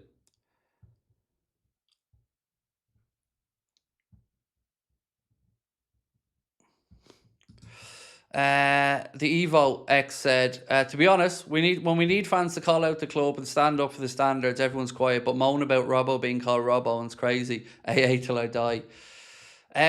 Look, I've always understood why people might not want to speak out against their own club or whatever. But where I draw the line is then people having to pop up, people like me that do. Because obviously they can see we're doing it for the right reasons. We're doing it because we want the club to be where it should be. So if you want to be a passenger and sit back, fair enough. But to then go actively complaining about other people speaking up, I always find very strange behaviour. The Wonder Man. Evening, Craig. It's my birthday. I'm now 32-year-old. Nice. No different to 31 or even 30. I've got the home shirt coming with Soboslai on the back. Well, happy birthday, my friend. And yeah, I'd swap to be 32 again in a heartbeat, my man. But happy birthday to you, and good choice on the shirt as well. I wonder, we'll probably get confirmation the next day or two around the vice captaincy, and you'd imagine it's Dom. And just as we say that, Dom coming back there and doing some good defending, some tracking back, getting a foot in, and ball goes out now for Leeds United throw in far side.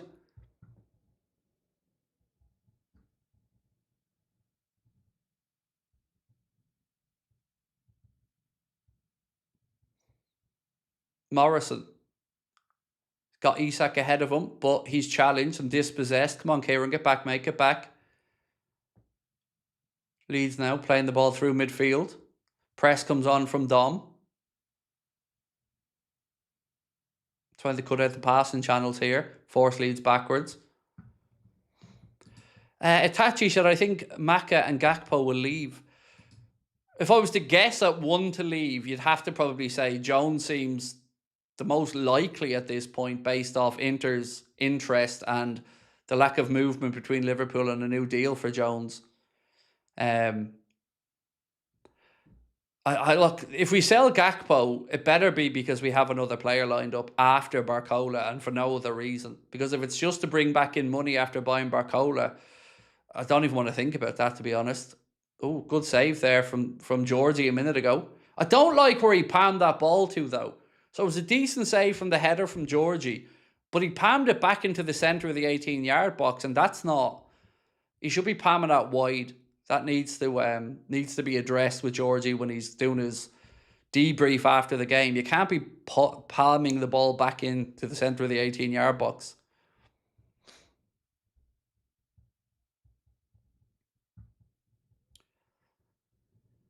Can you believe Brazilians complain about Ali in the national team?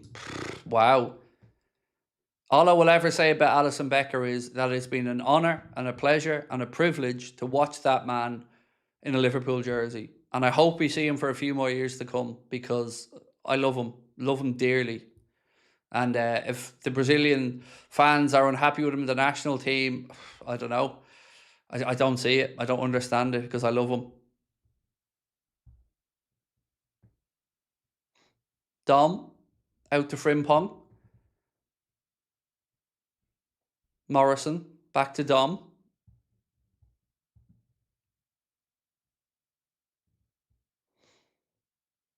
Mate, we need a centre-back. The fuck is going on? The club are being cheap, bro. That's what's going on. And starting to... You seen, as somebody said, the brief's starting to come now about other players who can play centre-back. Look at it logically, like we've all said as fans.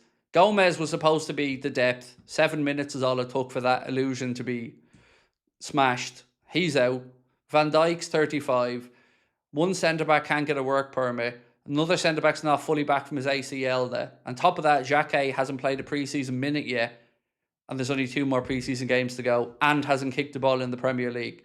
And our piss-take owners are supposed to have us fans believing that we have the depth there for the season ahead. It's madness. It's just madness. And to even ask us fans to look at that and not feel anger is crazy.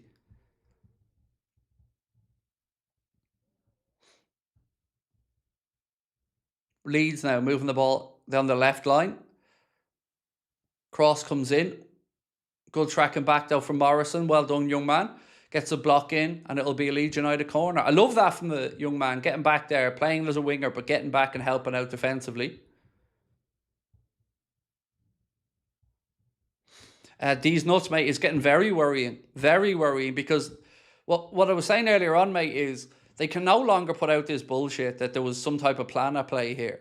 There's no plan. Liverpool are just a mess right now. The window's been a mess. We're scrapping around behind the scenes trying to figure it all out. There's no plan. That illusion should be well and truly shattered at that point. Corner in from Leeds, headed away by Dominic Szoboszlai. In and around the penalty spot. Leeds have it back now inside the centre circle. People don't realise how good Leone and Xhaka are. But they do. It's got nothing to do with how good they are. Like, think about it logically. He's been out for a season, Giovanni Leone. He isn't ready for the season start, nor is he ready to be a starting centre-back. So that's an option, but one we have to talk about logically.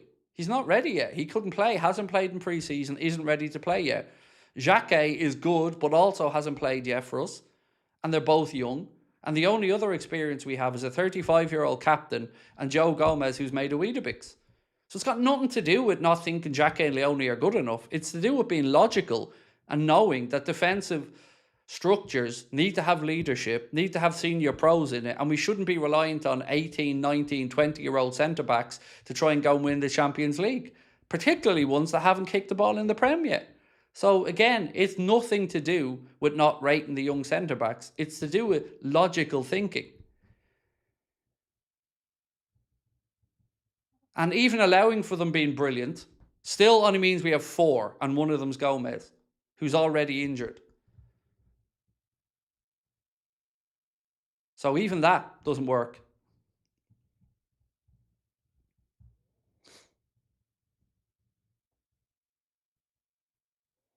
Free kick out. Frimpong clipped the heels of the heels of the defender, and the ref gives a free kick to Leeds.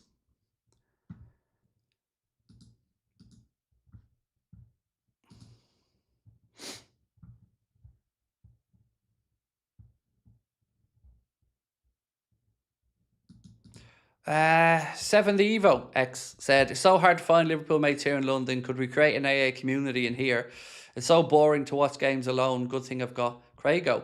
Well, we'll be here for every game this season, my friend, and nightly streams most nights as well. So I'm absolutely certain there's many London Reds in the chat as well. So hopefully you can get to know a few of them over the time. And look, we're looking at ways to try and make the website, more interactive and stuff as well. So we're trying to figure out that as we go. And Duke went out on the halfway line for Liverpool. Ball back inside to Trey Leone. Leone goes outside left to Milos Kerkez. To Rio. Kerkez goes on the overlap. Rio cuts back infield. Wirtz plays a dummy, goes to Szoboszlai. Szoboszlai loses it and then wins it back. Isak. His ball out for Morrison's intercepted, but Liverpool have it back now with Florian Wirtz. His ball into Isak was a hospital pass, and Isak was dispossessed. Leeds now trying to play out. I hear so many of these soft little free kicks with lads going in through the back of players.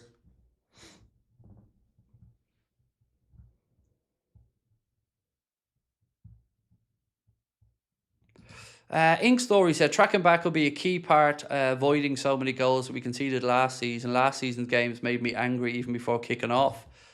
Yeah, the attitude just wasn't right last year, mate, and we weren't aggressive enough. And like you said, there wasn't enough. The defensive side of it, the structure of it was just so unbalanced. It was crazy.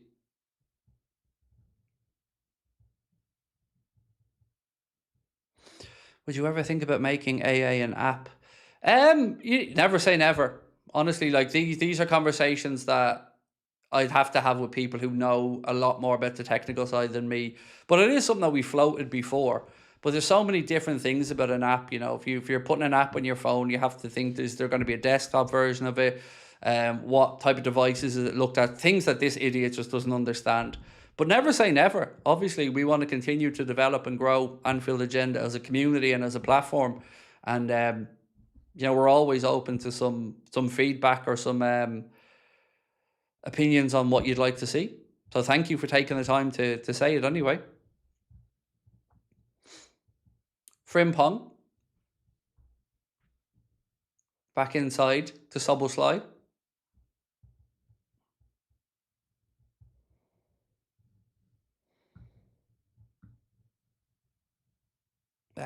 Do clothing with AA and Adidas. That's the dream, Martin. That's the dream.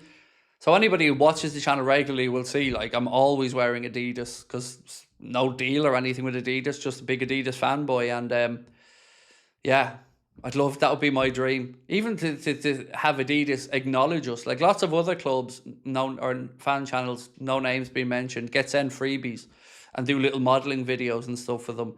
Here I am, probably the biggest Adidas fan on the platform, and because we're not in the club's pocket, we don't get any of the fun stuff. But maybe someday just being number one will be enough. But for now, it's you have to play and tickle the club's balls a little bit, which me being outspoken is never really welcomed.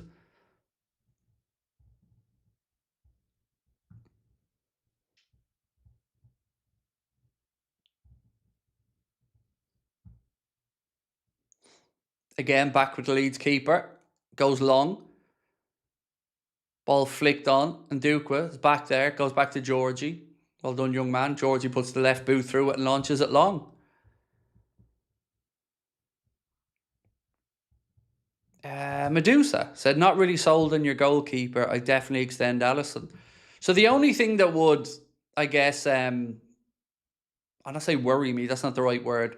The pause that I would have around Alisson was in the last couple of seasons, the injuries were starting to mount up a bit with him. But if he could go through this campaign looking healthy, I've no problem extending him. In fact, I'd advocate to extend him because he definitely has a couple more years left at the top. And I've always struggled about the Georgie Marmadashvili thing because I don't know if I'm being unfair trying to compare him to Alisson, because if that's the standard, I don't know if anybody's going to reach that standard, because Alisson's the best keeper I've seen of my life at Liverpool.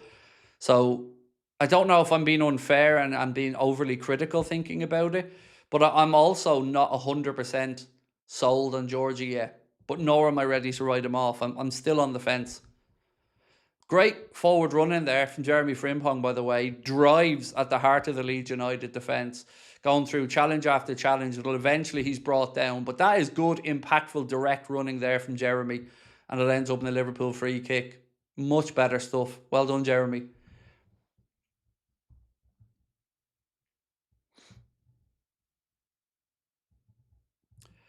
Hope the family's all good. Any news on Tomori? Nothing new. You know, I was told the other day he's a serious option that Liverpool are looking at. And if you think about it, like, he's got 1 year to go on his deal at the minute. He's 28, 29 in December, I think. So there could be a world where Gomez moves out and he comes in. But it's a deal that could be done. You know, that's all you can say. Like Ratu and right backs and others, there's deals that can be done that Liverpool are, for some reason, just faffing around and not doing anything with. Ball drops to Rio here. Free kick in from Dom. It was cleared. Drops to Rio. Again, he tries to take a little bit too much out of it and is dispossessed.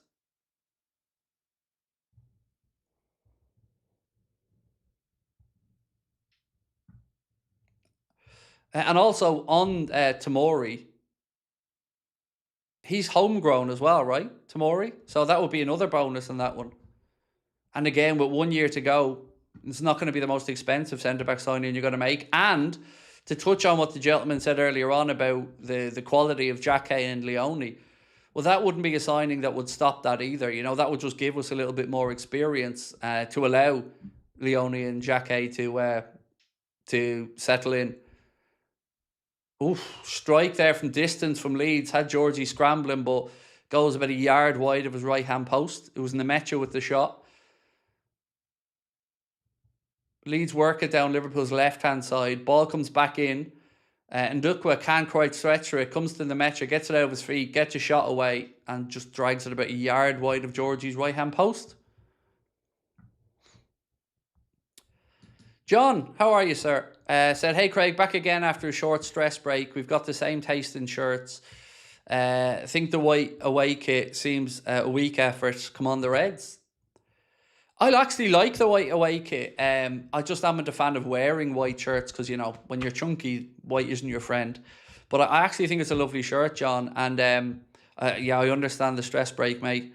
I'm getting back into the stress mode now, to be honest, which is the way this window's gone. But lovely to see you, my man, and thank you for being with us for as long as you have as a member.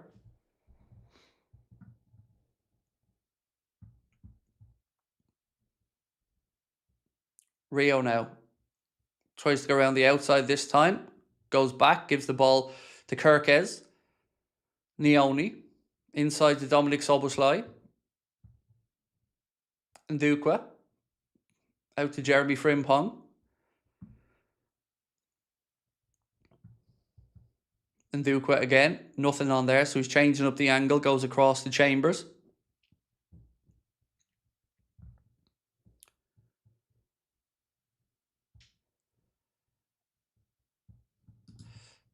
Richard, how are you, my man? Said, hey Craig, new to the group, but a Liverpool fan since the 1970s, a Paisley buddy by birth, so St. Mirren and my other team. Nice, and welcome in, Richard. An absolute pleasure to have you with us, bro. And Yeah, God, you got to see some good teams there from the 70s onward, my man. And yeah, lovely to have you in. And yeah, St Mirren, nice. Look, I wouldn't support a team up in Scotland because that would be unfair to actual fans. But I'd always be fond of Aberdeen.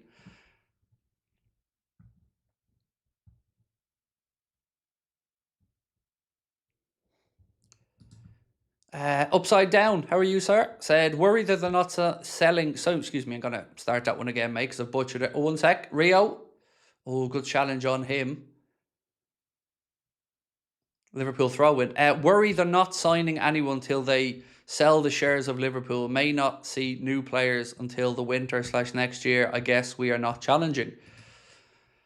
I honestly wouldn't have any idea logically whether the lack of activity is to do with investment or not. Liverpool don't usually like to operate in January too much, so I wouldn't be expecting much there. But it's the not challenging thing. It's funny you say that line to me, actually, because a friend of mine said the same thing. I'm mentally prepared for us not to challenge this year and to just try and get Champions League football. And that's kind of where my head's at as well. Anything after that will be an overachievement from Iriola, but I'm trying to set my goals realistic for the manager, because I don't want to be sitting here going, oh yeah, we might win the league, and then when we don't win the league and the squad depth shows to be bare, I don't want to be blaming the manager on that. I want to be very clear now where my blame is going, and it's on these cheap owners. Isak. Across the chambers. Like, imagine saying with a straight face that Endo could be an option at centre-back. With a straight face.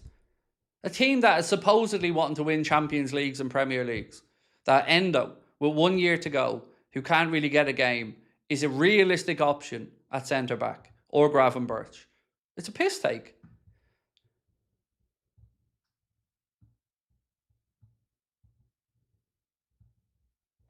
Robert said, Craig, I've been following you since Christmas 2024.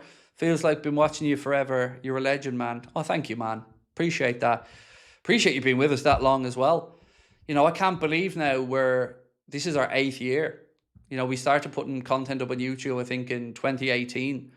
So I'm already starting to think about, God, if I'm still here, what do we do for the 10-year anniversary? I'd like to do something really special if I'm still around and, you know, doing this in 10-year anniversary.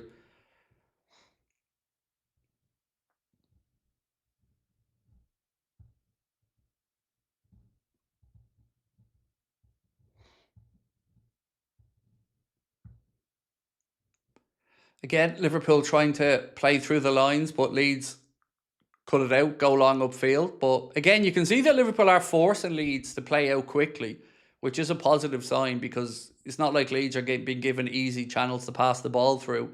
They're being forced because of the press at times to just go long and direct and hope.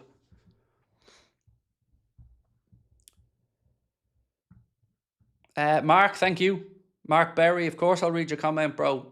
Sorry if I've missed a few and you put them in already, bro, but thank you for your support. Pleasure having you here since 2020 as well. Your support means the world to myself and Connor. So thank you. Morrison turns one way, then the other. Well done, young man. Sticking to his task as well. Ball slipped in then to Isak. Back to Morrison.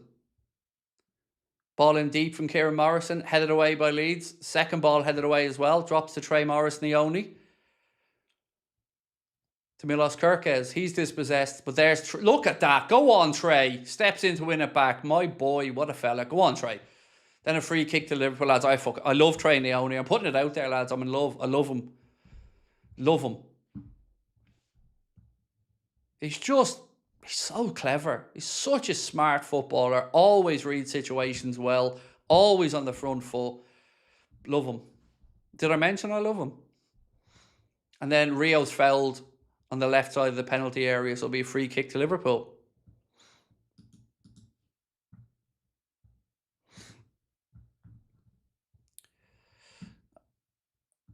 Oh, look, Rory said a legend in your own lunchbox. No, mate, a legend by being the most watched Liverpool fan on the planet.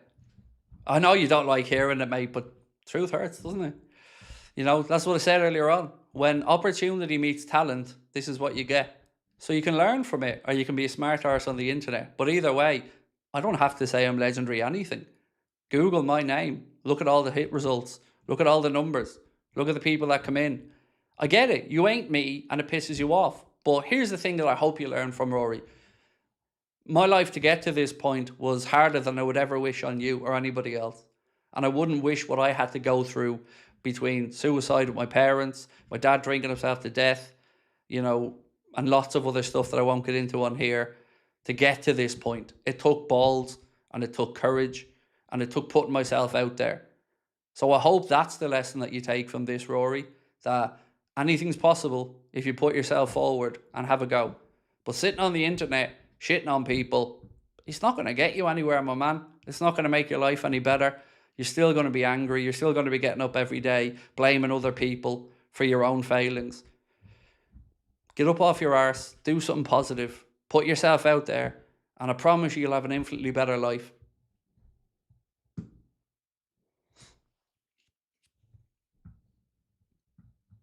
You impress nobody on the internet trying to get a cheap chuckle by saying you're an asshole or whatever. It all comes from a place that you're hurting, and it's very clear to see. To all the trolls, like, I envy my life because I'm not as bitter as you, and I hate the idea that people are out there so sad that that's the only way they can try and find any type of meaning in their lives is to belittle other people. It's weakness on your part, mate, not mine.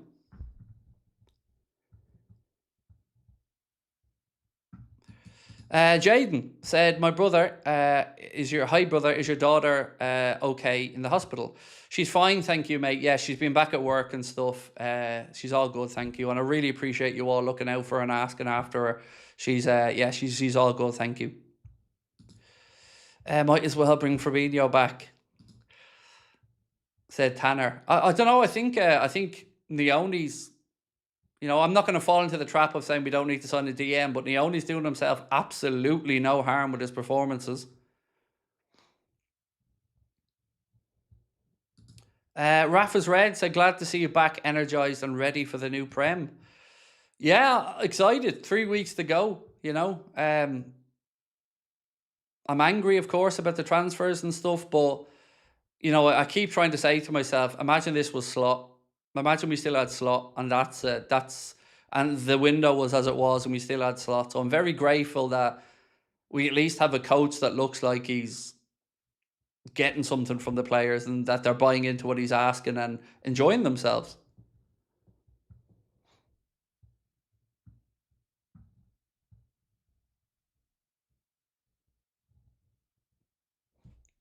Again, look at this, getting back, getting challenges in. Well done, Milosh. Corner to Leeds United, right hand side. 35 minutes gone in the first half. Would you take Trent back if he apologised for what happened? So the biggest issue, Mark, my man, that I've always said I'd have about taking Trent back isn't on the apology front, because as a human... Hang on one sec, let me just sort out this corner. Header blocked by Leeds, and it'll be another corner. No, actually, ref said goal kick, came off a Leeds player. So, yeah, sorry, Mark, to answer your question, the issue I've always had about Trent isn't, oh, if he apologised. Because, look, as a human being, I can understand that you make a wrong decision, or you listen to the advice of somebody and it was wrong. So I'll always accept an apology from anybody in life. But the part that I'd struggle with about Trent is that we'd have to pay a substantial sum of money to bring back a player that we lost for, what, 10 million euro? So that's the part that would be the sticking point for me, mate, more than an apology or not. Because I'm always open as a human being to people making a mistake and owning it. But it's the finances of it that would just be difficult to swallow. Morrison to Dom. Back to Kieran Morrison.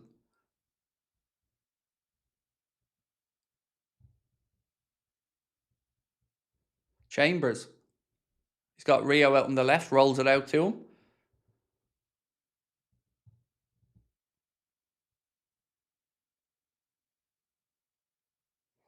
I'm watching Wirtz here because I want to see movement and if he comes alive in and around the 18-yard box. As I say that, Rio tries a flick, but it's okay because Trainioni's there to win the ball back. Now it's with Soboslai, but I'm keeping an eye on Wirtz because I want to watch his movement this season. Soboslai.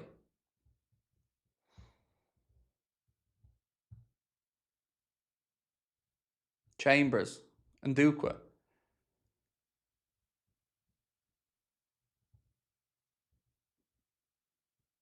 Chambers. Back into Wirtz. Goes out right side to Frimpong. Frimpong to Morrison. He's got a couple of options there. Dom's there. Wirtz is there with him. He goes back to Dom. Nothing available ahead of him. So Dom goes to Ndukwa. Ndukwa back to Chambers. Between the lines to Nioni. Back to Ndukwa. Dom again. Liverpool trying to up the ante here a little bit.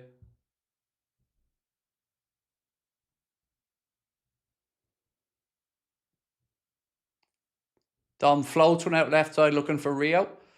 Leeds defender wins it, but the second ball drops to Milos Kerkez. Now it's with Trainioni. Wirtz. He's dispossessed too easily again. Liverpool press though, win it back quickly, and Wirtz has it now. Goes out to Rio, carries on a run ahead of him. Rio slips it into Isak. Isak left side of the penalty area. Back to Wirtz. Nioni. A diag out to Frimpong. Frimpong pulls it back across. Lovely goal. Lovely goal, boys. There he is. Florian Wirtz coming in. Jeremy Frimpong with the assist. Wirtz comes in. Third man run out to the box. Bang. Puts it below the keeper. There we are. There we go. That's what we need. Little diagonal ball out from, I think it was Frimpong if I'm not mistaken. Or excuse me, Rio if I'm not mistaken. Let me have a look. No, it was Trey. Trainioni plays a beautiful diag. Frimpong pulls it back. Third man run from Florian Wirtz. Comes in from the edge of the box. Bang. Nobody picking him up. Attacks the space and side foots it in. Lovely, lovely goal. Well done, Jeremy. Well done, Trey. And again, a nice late run finish there from Wirtz. Attacking the space. Well done, boys. Well done. Good goal.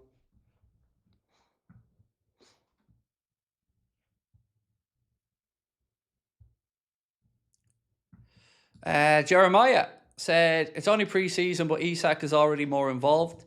Yep, and that movement there was very impressive because you heard me saying so many times last year we weren't making enough late runs or third man runs from midfield into the box. There, Frimpong plays it into the space and Wirtz attacks that space and it's a very good finish. Well done all around. And again, lovely vision from Trainioni to pick out the pass.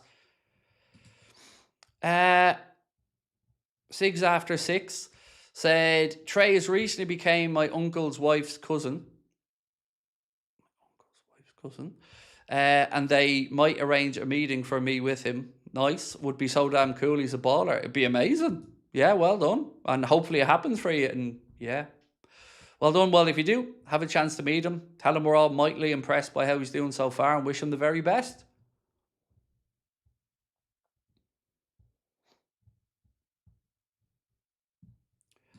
Ned said, I heard Rush and Hippie might have to put boots on. Oh, mate, I mean, we have to laugh about it to some extent, but yeah, it's a piss take the way the window's going. Let's hope this season is better. Much love, said CJK. I'm sure it'll be a more productive season on the pitch, definitely, but like I said, I want the manager to have the best chance and not the best he can make with a bad bunch or a bad hand that he's been dealt. I want him to have been fully supported and then show what he can do. But yeah, we're 2-0 up in this one anyway. And one goal from a set piece and then another goal, just a very well taken one.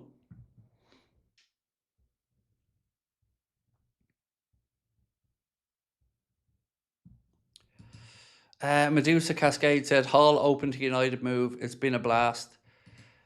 I don't understand what's going on at Newcastle, Medusa. I don't, because you had assembled a very good group there. And I've always said I rate Hull. or Ray Hall as a fullback. And if United get him, they're getting a good fullback, and you're losing a good fullback.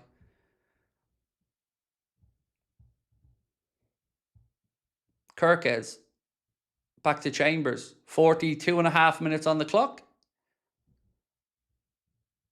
And Dukwa. Frimpong. To Dom.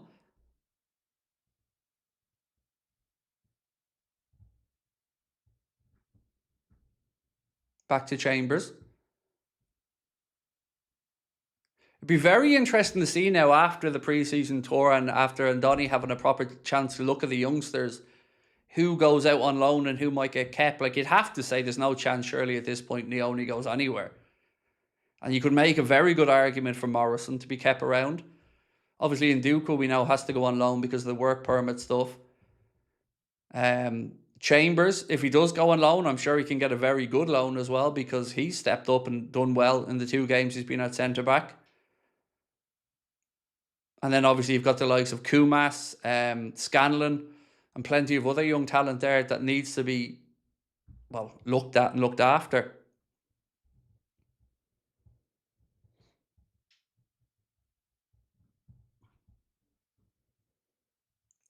Again, good tracking back from the Liverpool players. Neone, Chambers doing well, forcing Leeds out wide. Wirtz comes back to help out. Leeds go over the top, ball flicked back inside, but it's behind everybody. And Morrison brings it away for the Reds. Nothing on ahead of him, so he turns around, gives it to Dominic Szoboszlai.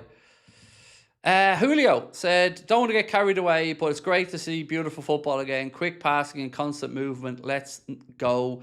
Now back to manager FSG. Exactly. I'm glad you put in the last bit because the first bit, spot on, agree with you 100%. But imagine what we could do and what he could do with higher and the highest possible caliber players around him. But yeah, it's so much better to watch. The aggression's better.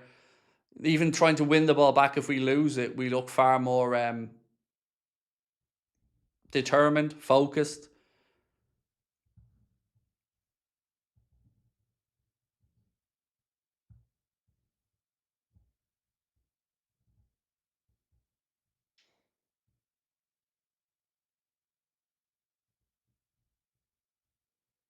I didn't like Rio trying that in defence there, by the way.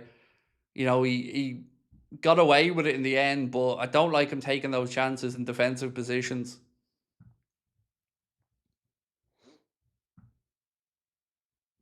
Cop King said, Craig, my old school friend from New Zealand is now in the USA this game, paid $150 and got his Liverpool shirt signed by Rush. He's so wrapped. Said a lot of empty seats. Well, nice one on meeting Rushy and getting the shirt signed. But yeah, the $150, man, it's crazy, isn't it? For a pre-season game, like, and that's probably leading to why there is empty seats. But I hope your mates enjoying the experience over there anyway. 4 minutes was added on by the ref here, obviously for the treatment to Goodmanson at the start of the first half. Appreciate you, Irish boy. Thank you. Let the boy express himself. It's fine saying that until the ball's given away and we can see the goal from it. So that's just silly. Express yourself in a forward position by all accounts, but when you're in the left back position trying to run in between 2 players who are challenging you, no, I won't let him express himself. It's silly.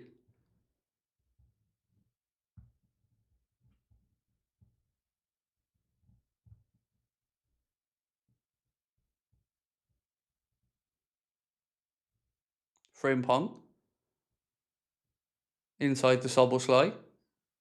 Wirtz.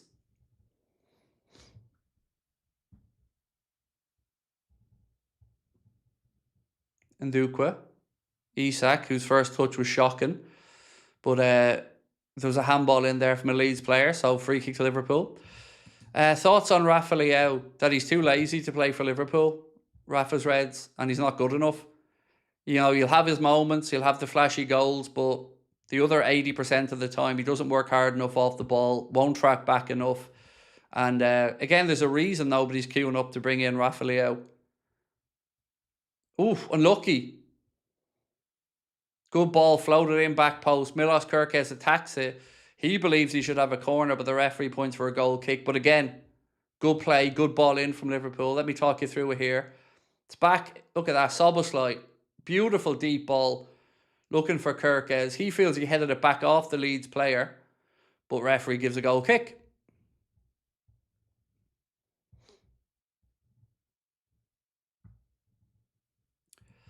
What's the studio been like? It takes a bit of getting used to, Ben, but yeah, so far so good. There's like obvious differences that you probably can't see, but my screen's further away from me and things like that. So yeah, it takes a bit of getting used to.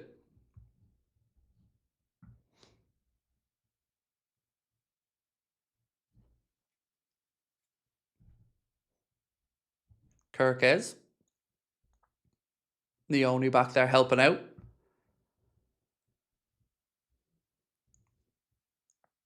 Wirtz, Chambers, Leone back to Chambers, and Liverpool again kind of playing around at the back a bit, give away a needless corner at the end of the first half. Busy Media, how are you, bro? Nice to see you in.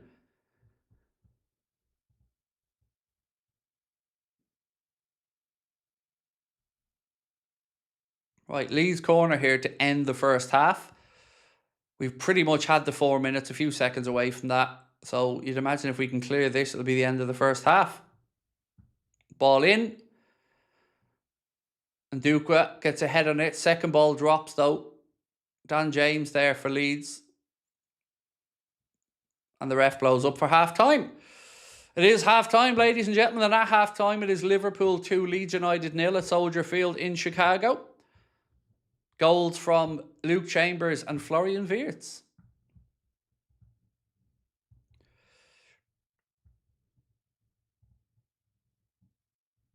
Ben said Trey is everywhere on that left side. New gem discovered to replace McAllister.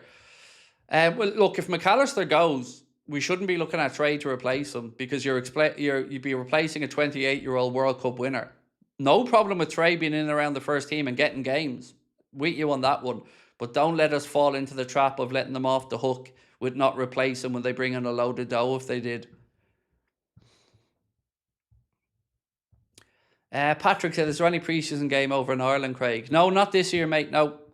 Young Adam, the MMA fighter that we sponsor, his dad's looking for tickets. He's a United fan, so he's looking for some tickets for Leeds versus Manchester United in Dublin in August. If anybody knows of anyone selling a couple, I'd happily buy them for him as a gift. But no pre-season games for the Reds in Ireland this summer. The next games after this one are back at Anfield against Como and against Monaco.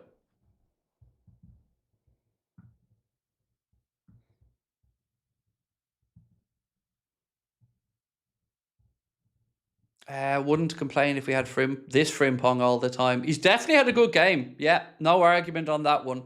Loved his drive and run forward as well. And this has certainly been the better performance we've seen from Frimpong in pre-season. I agree with you on that one.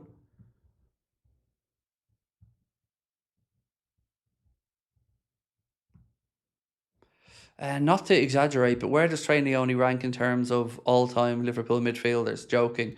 I was worried you were going to actually hope for an answer on that one. I was thinking, oh, yeah, I don't know where I'm going with that. Jack said, have to say, I'm thoroughly impressed by this game. Yeah, understandable. The intensity levels have been good. Fitness levels look good. I love the work off the ball when we lose it. So, yeah, very, very enjoyable 45 and a stark contrast to, I guess, the game against Wrexham.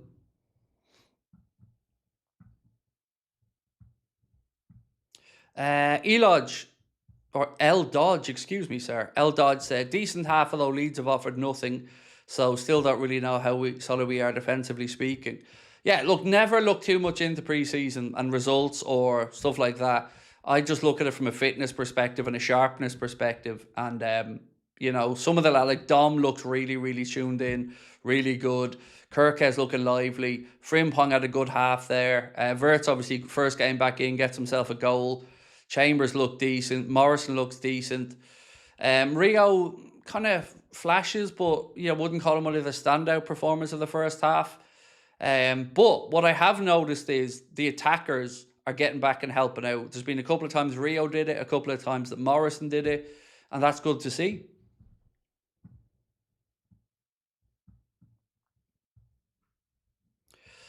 You look like you've lost a bit of weight, looking good. Thank you, my man. I've lost 38 pounds so far, and I'm hoping to get down another, I don't know, 30 maybe, all going well.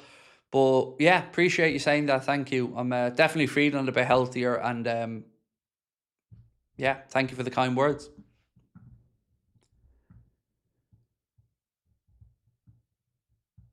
Somebody say Arvara in operation there.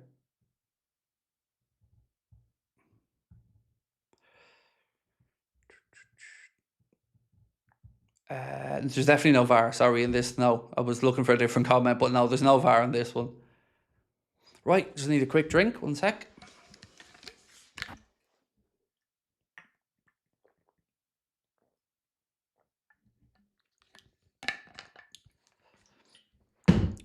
Right, folks, a reminder as well, the third kit is, according to Footy Headlines anyway, being released on August the 12th.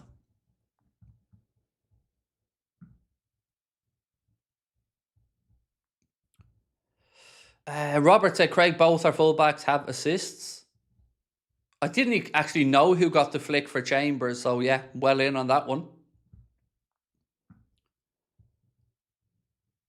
Neone is looking good, said Kufire. He's looking brilliant. Really, really, really good pre-season from Trey Neone so far.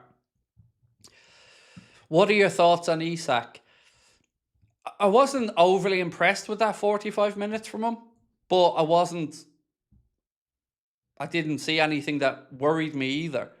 It kind of just felt like minutes gained in experience in pre-season, if you get me. Like, nothing stood out as good or bad. It kind of just, it was just happened, kind of 45 minutes. I found it interesting that he was shown the goalkeeper when the goalkeeper was in possession and we were setting our press, that he was shown the goalkeeper obviously inside. I found that interesting because I've noticed that in even playing under Slot that he was doing that. So he's obviously trying to force the keeper back into traffic by blocking off a passing channel. But yeah, it's a hard one to look at with regard to service to him and stuff like that, because there wasn't really a lot to talk about in that regard. So it's hard to really put in a judgment on him.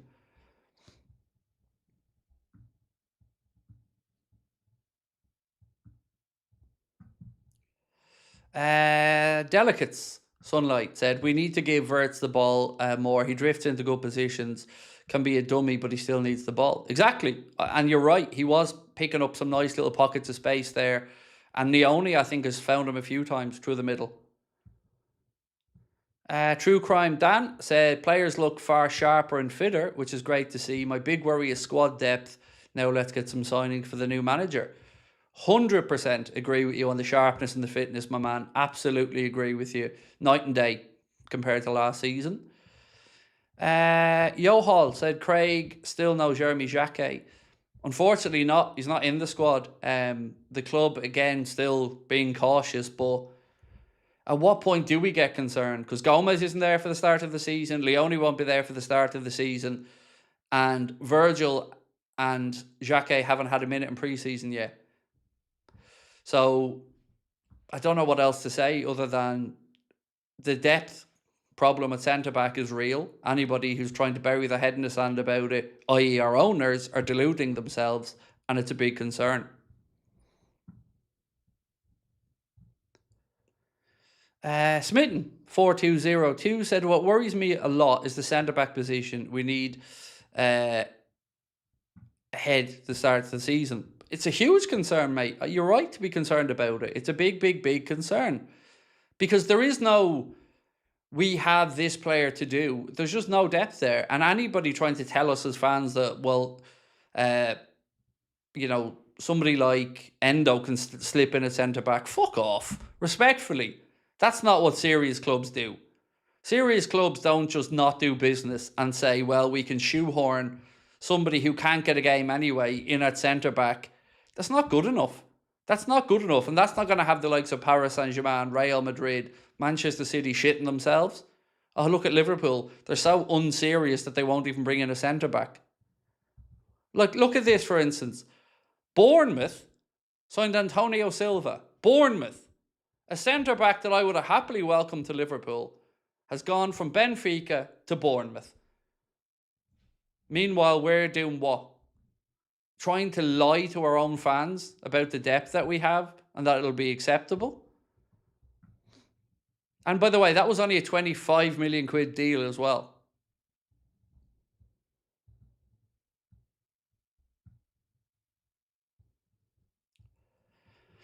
What advice do you have for weight loss? Look, to be honest, I don't really have any because I'm on the Wegovy injections, and that suppresses a lot of the hunger. So previously, what I did when I lost 102 pound at the time was I just did calorie restriction and went into ketosis. So I made sure that my body was in ketosis, and then I restricted myself to about 1,200 calories a day. But this time I'm on the Wegovy injection, which was helping out a lot, but also has some uncomfortable side effects at times.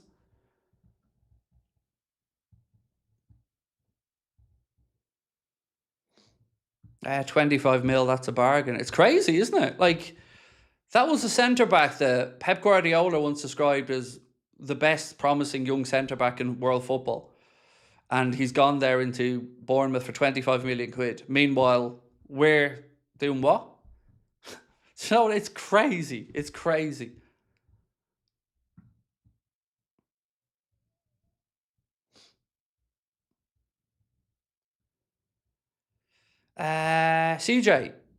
Plays says, Craig, I think Chambers can become our Gomez for the left side. He's definitely highly regarded. I think I'm right in saying, wasn't it Xabi Alonso who wanted to take him on loan to Leverkusen at one point when he was there? But yeah, it's been nice to see him in pre-season, and again, he hasn't looked out of place.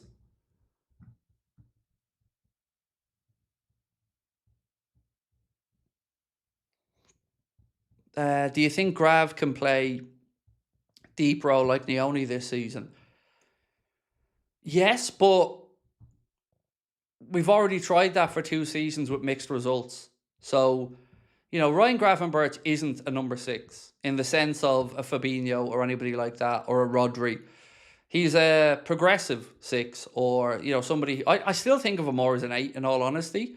And I think you can try and justify him there, but ultimately that's not going to get us where we want to be. It just isn't. You need to have a specialist in that position. And when you've got City out there signing Anderson, looking at Buadi, you've got Caicedo at Chelsea, you just have to ask yourself, again, what are the owners doing here? Because they're trying to talk us into hypotheticals about everything going to the best of their ability and everything going right, and it might work. But they're not saying, well, look, we've gone out there and we've given the manager this talent, now it's on him. It's just not good enough. Eddie said Virgil will be spending all season babysitting.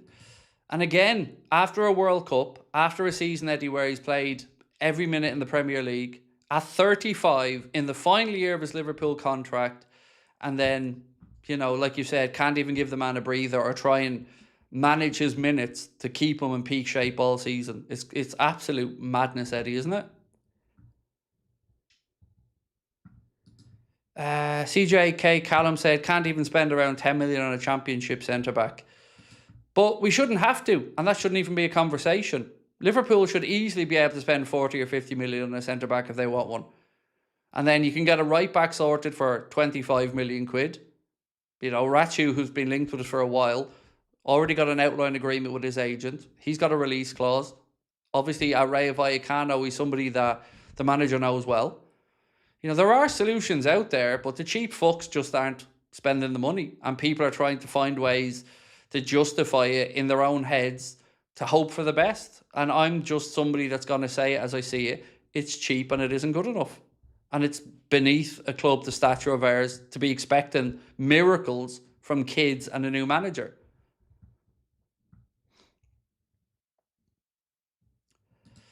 Daniel said, I share your concern about Gomez, but I'm worried if Isak gets injured early in the season, I would prefer more players than expensive just now. Totally understand that. But remember, when we're talking about an expensive player here, we're talking about the Salah replacement. and everybody will say that has to be a good player. You'll never get another Salah, but you have to spend what it takes up top to get somebody really good. Now, with regards to Gomez, let's play this out. One of three things happens. We sell him this summer and try and get some money for him. You keep him for the season and he goes for nothing at the end of it. So again, you're just throwing away a fee. Or you extend him and you just tell the world you've lost your mind. And none of those options are great. But selling him, selling Costas, selling anybody with a year to go on their deal that really hasn't got a future would at least recoup some money. Because 11 players are on target to leave this football club for free next summer as things currently stand.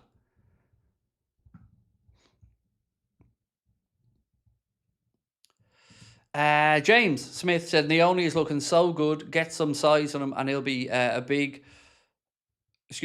be a beat. His progressive passing is ridiculous. Can't send him on loan. Use him. So when I heard that he was close to Swansea at one point and he was 50-50 to even go on this tour, I was pretty worried about it, mate, because you've seen, like when we've seen him in the past, he only looked like a child. Like he looked like a teenager. This summer he's come back and he's taken a stretch and he looks stronger and looks brilliant, like you've said. So it should be a no-brainer to keep him around the first team this season. Dingo Florida said we'll buy Silva from Bournemouth next year for $100 million. Well, even at that, they're looking at Al Hilal are looking at Rayan for next year. You know, it's so crazy, lads. Who's the other starting mid besides Wirtz and Dom? Well, you'd have to say at this point, Reggae Dragon, it's a toss-up between Gravenberch, Jones and Neone. And for me, if Jones wants to go to Inter Milan, I just facilitate that and make it happen, rather than dragging it out late in the window and then saying, well, Liverpool felt like they had to let him go or they wouldn't get a fee, but now it's too late to replace him.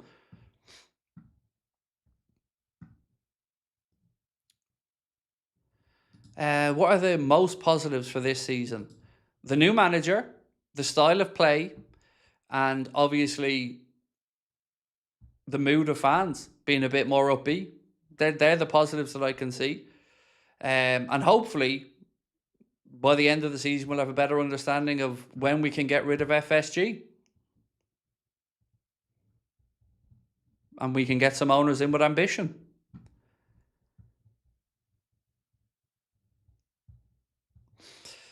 Keith said, Craig, hate the way you shout for expensive signings when Slot didn't play younger players. When have I shouted for expensive signings, Keith?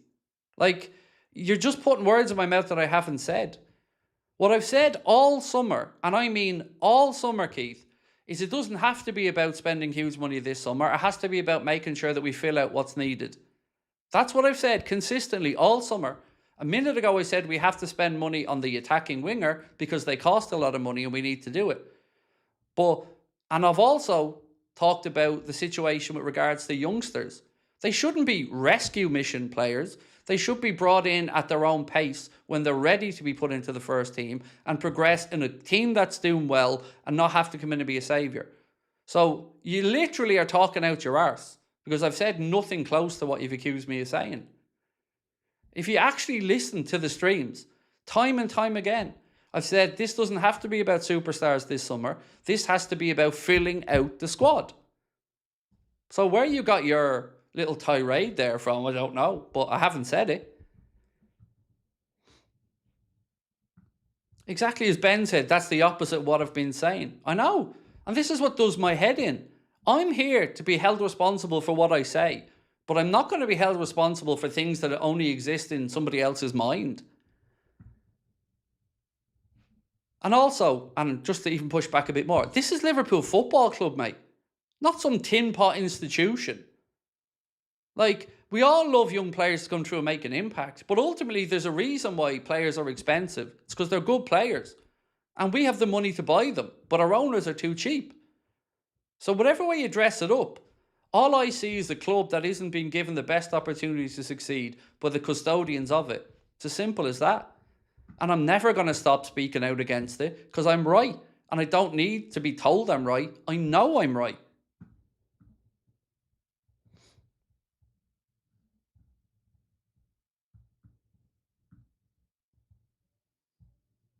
Bo Hunter said, Craig said all summer we just need depth, not big money signings. I know that. You're right. That's exactly what I've said all summer.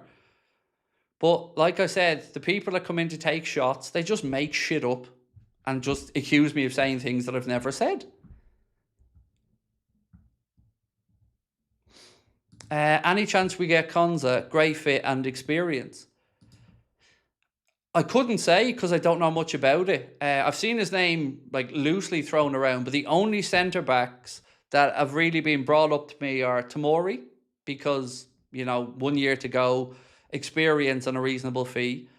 And there's been a handful of others that we've talked about a little bit, but nothing that I would say I feel comfortable in suggesting we keep an eye on. But I hope I'm wrong, and Konza wouldn't be my first choice. I would have preferred Lacroix, to be honest with you, but as the homegrown part, maybe it would make some sense. Lewis Steele said Gravenberch, Jones, Kumas, Chiesa on for Nioni, Wirtz, Rio and Isak at half-time. So Gravenberch, Jones, Kumas and Chiesa on for Trey Nioni, Florian Wirtz, Rio and Gamoa and Alexander Isak at half-time.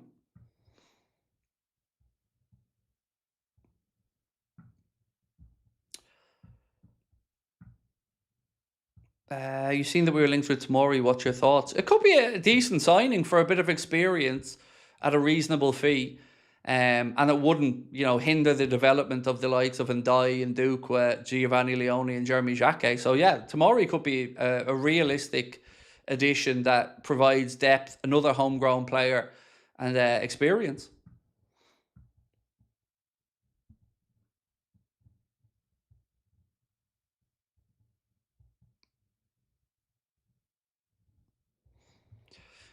Stupid subs that. It's all about these guys building up minutes, mate. And the ones that were taken off, a lot of them, this was the first game back and it was preordained that they were only doing 45 minutes. So the subs are all done in advance. It's got nothing to do with how the game's going or tactically or anything like that. It's purely just about minutes and building up the minutes. And some of these players have had a lot more of pre-season. Some of them are playing catch-up.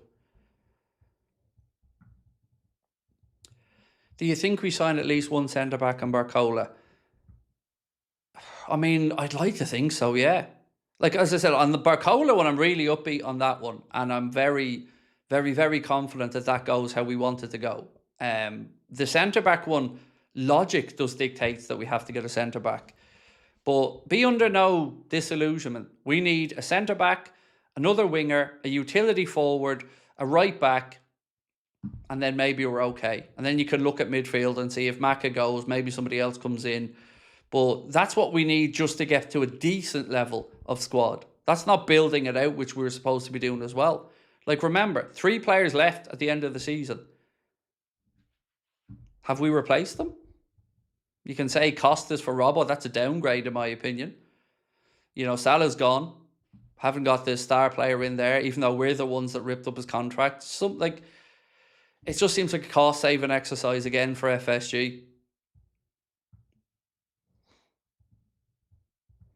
Lee said, Gemma Andres, Rayan Barcola, Kunde. Yep, sign me up for that. Sign me up for all of those, Lee. That would be very good.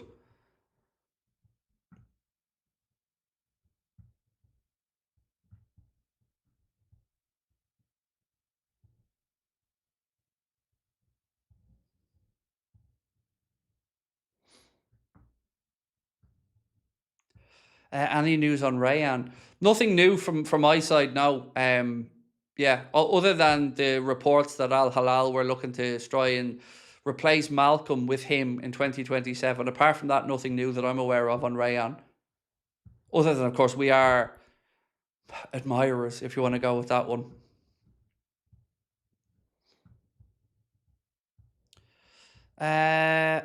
Basil Hassan, how are you, sir? Hey, Craig, hope you're well. Thank you. I'm okay, my man. Thoughts on Vinny Jr. to Arsenal? I just think Arsenal are being played. I don't think he goes there. Now, look, if I'm wrong, it's a great signing for Arsenal. But I think if I was an Arsenal fan, I'd be convinced that it's a move to get him a deal with Real Madrid. Because he's even been on record, I think, lately as saying he wants to stay. But, if it does work and Arsenal get him, good signing, really good signing. My gut feeling is he stays at Madrid.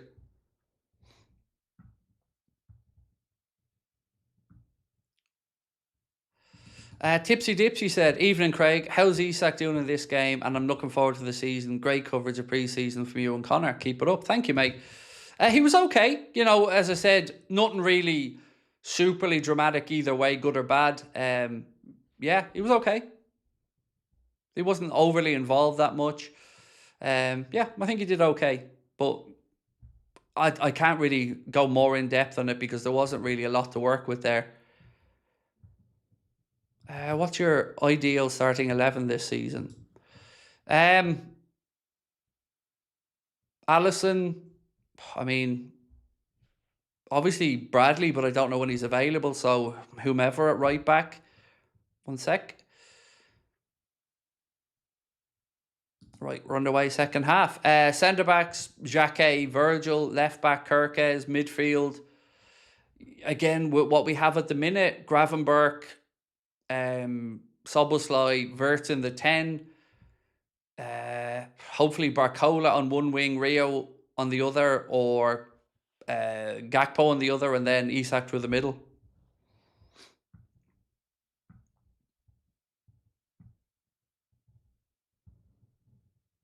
Right. So let's just get the grips where everybody's playing here. So Gravenberch is on into that deeper position. So he's slotted straight in where Leone was. Frimpong back to Ndukwa.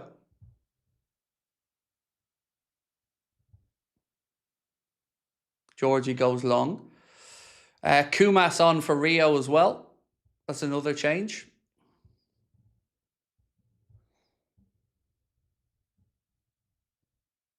I've really been impressed with young Lewis Kumas as well in pre-season. And let's see how Chiesa gets on as well. Hopefully he can have a good impact. Scotty said, "Hey Craig, my first super chat." Well, thank you. Honoured to be the first, mate. Do you think if Slot was still here, we would have had the same problem with getting players in as Iriola is having? I think we would have probably had Adam Wharton in by this point because that deal was there to be done, as many of the journalists said as well. So I was always open-minded about the midfield spot being one that maybe they pivoted when Iriola came in, but the rest of the positions, it shouldn't really matter that a new manager has come in because there's still positions that need the same type of players, and the way the positions are played hasn't really changed. So I don't know. I just think, again, the owners are just disinterested. And there's so many signs that are even just not... There was a free kick from Leeds there, by the way, that's gone behind for a goal kick. Just look at it logically, right?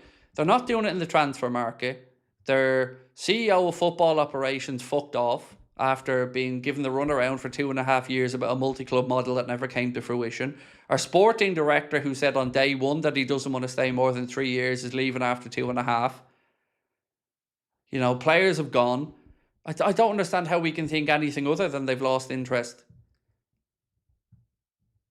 Because everywhere you look at Liverpool, there's issues. Strike there from distance from Leeds, but Georgie gets his body behind it.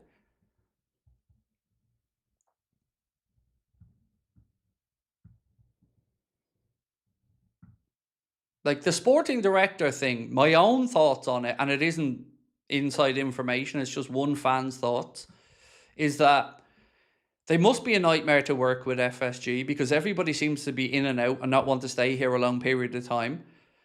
And again, you know, for Hughes to be out after 2.5 years at the end of this window, again, where's the stability? Where's the continuity in a position that's really important in a football club?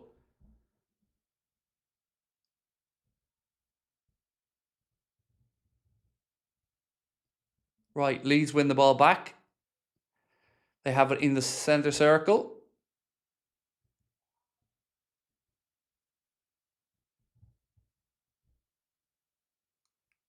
Kumas comes across the press. Now it's Dom who sets the press. Leeds go back to the keeper.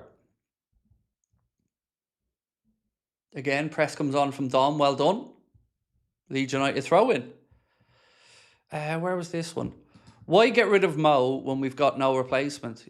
It's a really good question. It's a really good question, mate. And I think we've all asked ourselves that this summer. You can say maybe they felt like they were going to get the Monday, but feeling like and having it signed, sealed, and delivered are two very different things. And they seem to be happy to get the 400 grand a week off the wage book. But as you've said, where's the obvious replacement? And where's the busy summer that the journalists promised us? Liverpool will have a busy summer. Look at those posts from the likes of Ben Jacobs and others. Don't even have to listen to me or a fan channel. Where's the busy summer?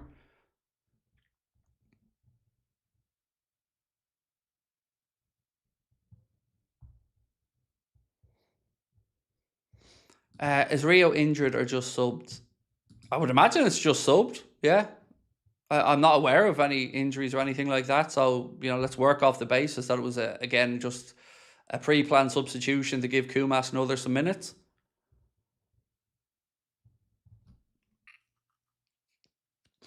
Kyle said, can we get behind the team and try and enjoy the season? Yes, I know we haven't had a good transfer window, but I think we can do something with Iriola. But nobody's not behind the team. So you're saying something that nobody said they're not behind the team. But I'm never going to be somebody that just shuts up when there's clear failings at the club. When the season starts, we'll be behind the team every week like we always are. But this is the time to speak about the things that can impact the season, because now is the time we can make the acquisitions and add to the squad. So, again, I just don't understand the complaining about the complaining. All of this is now at a time when Liverpool can do something about it. It's no good moaning about it when the window's closed, because the avenue and the options to change it gone. And that's what they want us to do. What you've suggested is what they've gotten away with every fucking year. Fans going, oh, well, there's not much we can do about it now, so let's just get behind the team. And that's cool and all, but why is that the level that we all have to accept from the owners? Why isn't the ownership doing what needs to be done? That should be the question.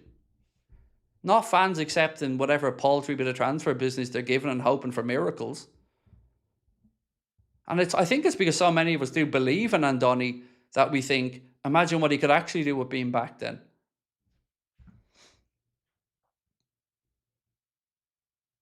And the club's own pig-headedness and stupidity and not firing Slot sooner just made the situation worse as well. Dom into Kirkes. He cuts inside, gets fouled, free kick.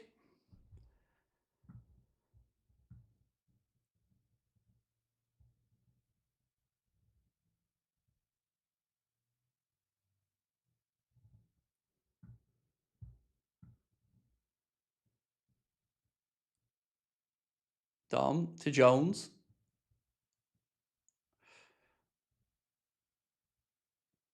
Again, back to Curtis Jones. Rolls it across to Gravenberch. Back to Jones.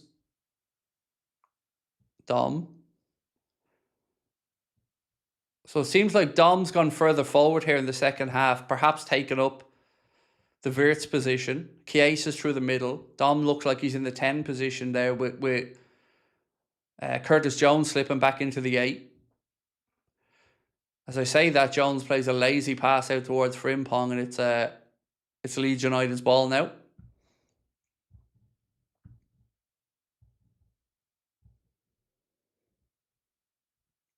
Calvert-Lewin, he fires one across the front of the 6-yard box. Don't know if it was a cross or a shot, but it floats behind anyway for a goal kick to Liverpool. Craig, do you think we beat Newcastle in the first game of the season?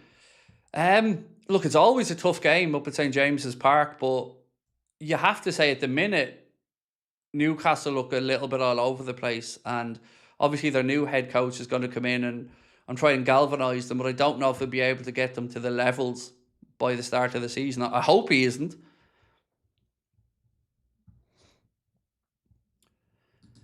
Did we really have to sell Jarell Kwanzaa? I mean, the answer is no, we didn't have to. It's a tough one to talk about because it was a definitive decision made early, but you kind of wonder the logic behind it, and was it necessary, I think.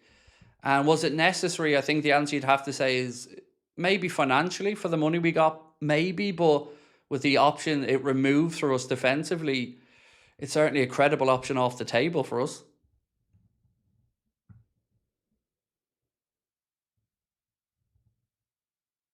Gravenberch. Back to Chambers. His pass is short to Kirkes, and Harry Wilson now has it. First thing I think Chambers has done wrong today. And then there's a foul on Harry Wilson. So it'll be a free kick to Leeds United. Chambers was trying to pick out a ball to Kirkes, but he underhit it. Harry Wilson then intercepted it, drove at the Liverpool defence, and he gets brought down, and it'll be a free kick wide right for Leeds.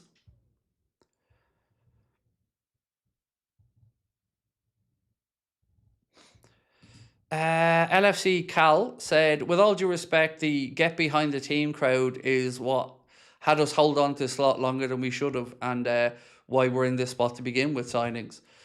I get it, you're right, but I also understand their perspective of shouldn't we just enjoy it? And I'll never push back at anybody who just wants to enjoy the team. But I'm very emotionally invested in it myself. And, you know, I know my football, like I've said, and I knew Slot was a chancer come December. But you're right, the brown nosers in the media and the ones who just refuse to acknowledge reality were saying, yeah, give him a chance, give him a chance, give him a chance. It's very clear he wasn't up to it. And you're right, and that delay in getting rid of him was, at the very least, made it a bit more complicated for us now.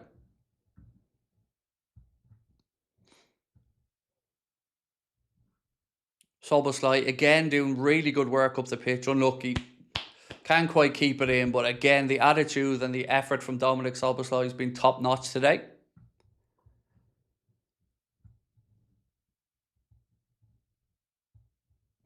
Curtis should move on. Yeah, look, I'm of the mindset if somebody wants to leave the club and the club aren't open to giving them a contract that they think will work, sell them and do it as quickly as possible. You know, holding on for an extra 5 million at the end of the window when your replacement's probably going to cost more as well, I just don't see the light. If he wants to go to Inter Milan, then give him his fucking plane ticket and say off you pop.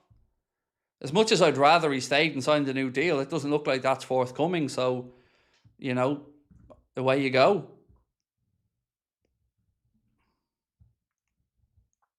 Ball over the top, looking for Kumas. Goes all the way through to the Leeds keeper who rolls it quickly out. Again, there's Dom with the press. This time a little bit too eager for the referee's liking. It's a free kick Leeds. How's Kirkes been playing? I think he's done okay today, yeah. He certainly got into some good advanced positions in the first half in particular. When Rio did have the ball, he gave him an option on the overlap. Or if Rio went around the outside, he pulled back in to give him an option a little bit deeper. And I think somebody said he had the flick as well for a Chambers goal. So yeah, decent enough for Milos. Mr. H and friends, how are you? Leeds now on the attack down Liverpool's right-hand side. Cross comes in. It's overhit though. And does it stay in play? No, just about goes out on the far side for a Liverpool goal kick.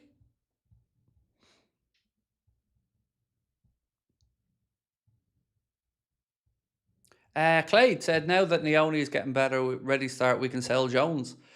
Yeah, I'd have no problem with him stepping into the Jones role in the squad.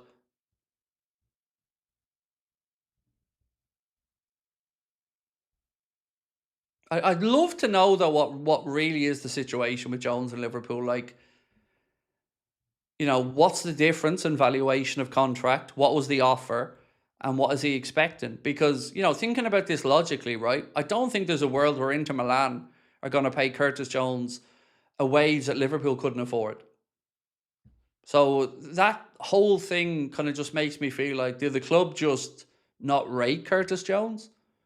Because you'd have to say he's probably entitled to be in the 120 to 150 a week bracket.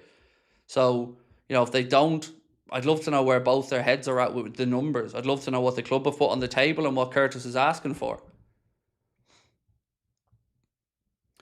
I'd seen Mark put the FPL link in. I'm going to pin that for you, Mark. 1 second, bud.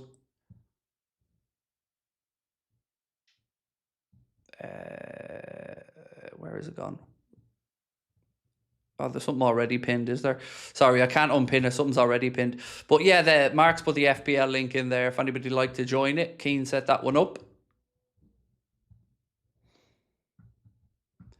Kyle said, I still say we need signings. I think with Iriola, we can push for something this season because of how good of a coach he is. Much love. I agree. Look, I'm certainly, like, if we had the same coaches with the same squad every day of the week, I'm agreeing with you. It's 2-1, by the way. Sorry, Leeds have just scored while I was chatting.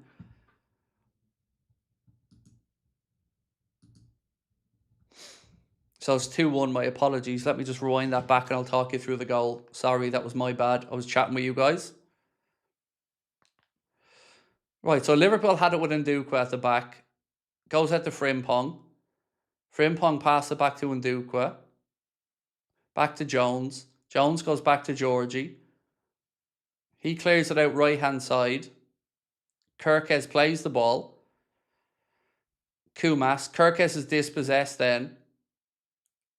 Leeds square it in and score very quickly. So it came from a dispossessing of Milos Kirkes, turning over the ball, and then Leeds countered and scored.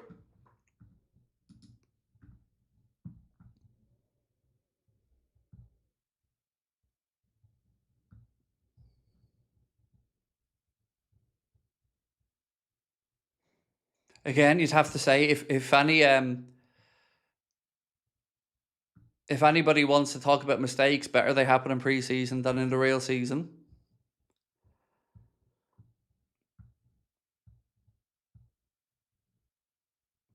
Y'all who blame Kirkes are mad. It's definitely the keeper's fault. No, they're both at fault.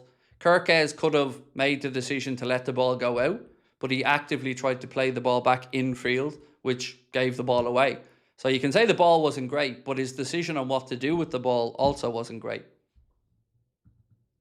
So I don't think either can say they've covered themselves in glory.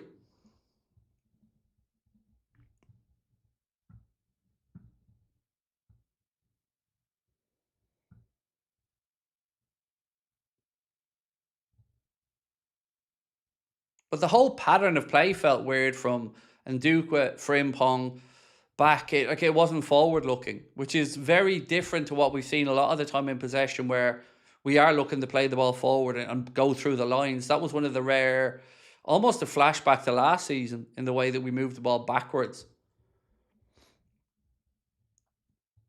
Right, corner to Leeds. Kyle said, I reckon Iriola could be signing of the season. I love him as a coach, mate. Love him.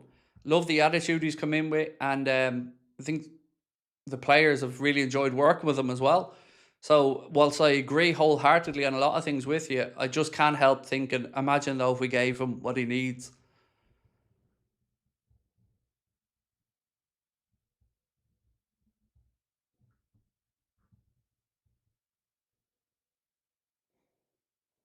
Leeds again on the attack. Well done, Fede. Fede steps in at the back, wins it back for Liverpool. Kirkes again gives the ball away, this time trying to play it out, looking for Kumas. It's intercepted by Leeds, and Leeds have a back with their goalkeeper. And here comes Dom again. Look at that press. It's a thing of beauty from Dom. Obviously, his work rate is exceptional.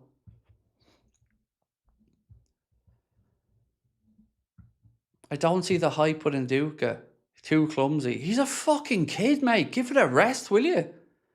He's an 18-year-old kid who has just come to a new club and is to go back out on loan again, and you don't see the hype. Well, respectfully, I'll trust the scouts over your opinion based off a couple of preseason games and a brand new team. And then, like, I don't, it's weird. It's just weird. Carry on, mate.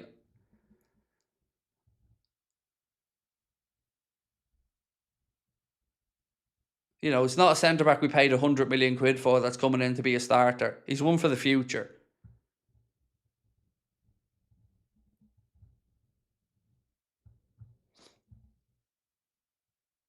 Cross in, ball flick back. Chiesa puts a head on it. It's a block. It's now with Morrison.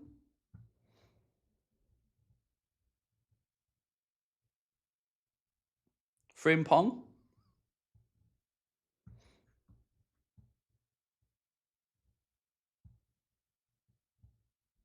straight into the arms of the keeper.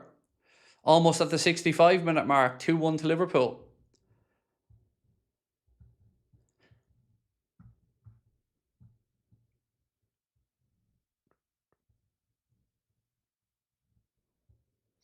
Is Elliott not going to get some minutes? It's a good point. It's a very good point, mate. Let me just double check something for you. Sorry, bear with me 1 second.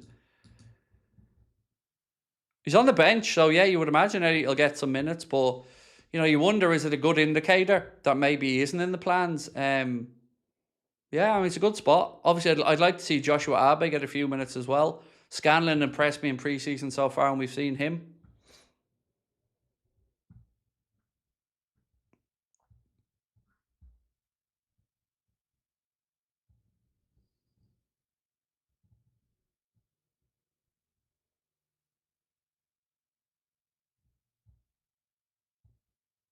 Again, there's Dom with that press. Liverpool forcing Leeds back to the keeper.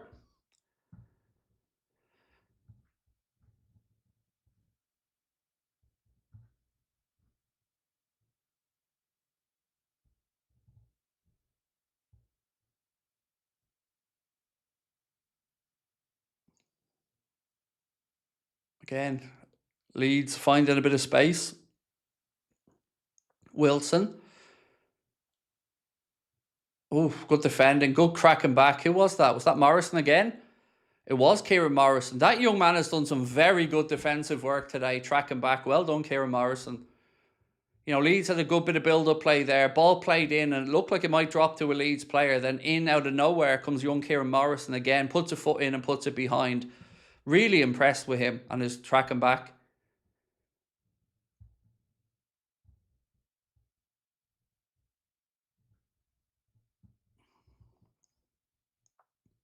Corner in from Leeds. They've hooked it back into play, and Dukwa heads it away. And Leeds have it back halfway inside the Liverpool half.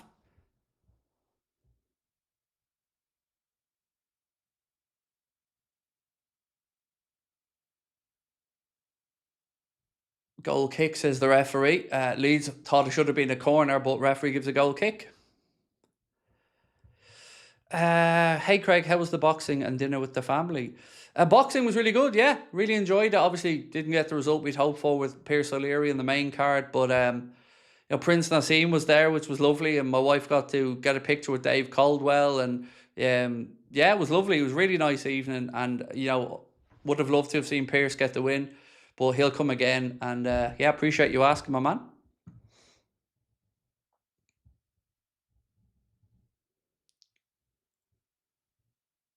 Again, ball out to Kirkes,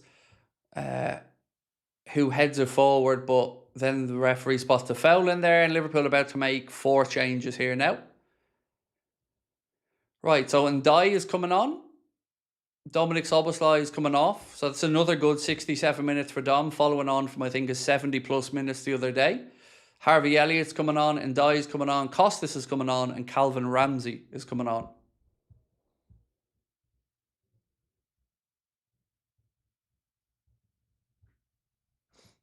Mark said, and you were spotted on TV. Yes, well, I was in the front row, Mark, so I was hoping, hoping to be on the TV, bro. But you didn't let me down, Mark. Thank you for spotting me.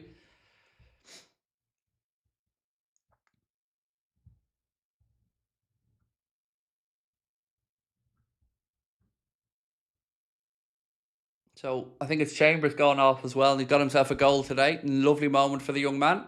So yeah, Chambers, Szoboszlai, Kirkes, and Morrison. So yeah, they're the ones gone off. Szoboszlai, Morrison, Kirkes, Chambers, Calvin Ramsey, Harvey Elliott, Ndai, and who was the other one that came on? Costas. They're the 4 changes.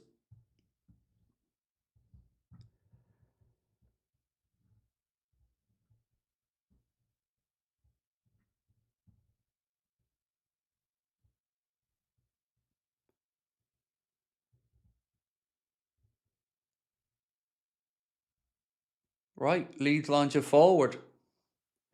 Ndai straight into the action. Wins a header against Leeds centre forward. Dominic Calvert-Lewin as Leeds throw in.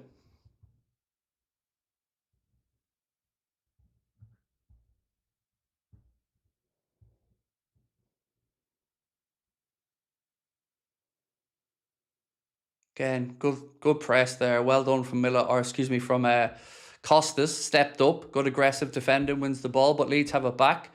Oh, space there in behind Ramsey.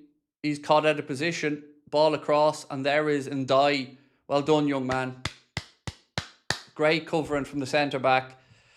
I don't know if Ramsey was getting ahead of himself or whatever, but he was very far advanced up that pitch, and Leeds got the ball and played it straight in behind him when they were in acres of space down their right-hand side. Ball played towards the penalty spot, but there's young Ndai. Great centre-back play. Read the situation, puts it behind.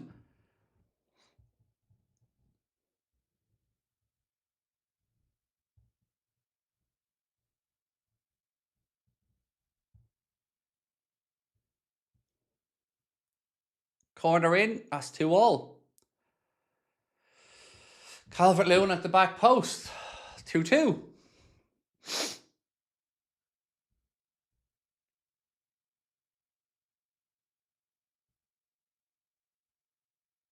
So, 2-goal lead thrown away, 2-2. Throw-in comes in. There's a flick on, and look at the space at the back. Nobody near him. Oh, fuck me. Lads, how's the centre forward 5 yards clear at the... Oh, Jesus. I know it's pre-season and all, but come on. How are you leaving Dominic Calvert-Lewin 5 yards of space in the 6-yard box? Everybody got drawn towards the near post for the flick, and nobody picked up the centre forward at the back post. 5 yards of space for a tap in. 2-2. Oh, Jesus. That was like school kids playing football, being attracted to the ball and not holding their shape. Jeremiah said Gravin Jones in the midfield really slowed us down. Backward passes and no pressing. Only pre-season, but not great looking. He only deserves a chance this season. Jack said I missed Leeds' goal. Was collecting the father from the local clubhouse. Was the first goal good from Leeds? No, it kind of again came from us giving the ball away. And then Leeds just countered it quickly and scored. And the second one came from a throw-in that they won the near post flick on, and somehow their centre forward was unmarked in 5 yards of space at the back post.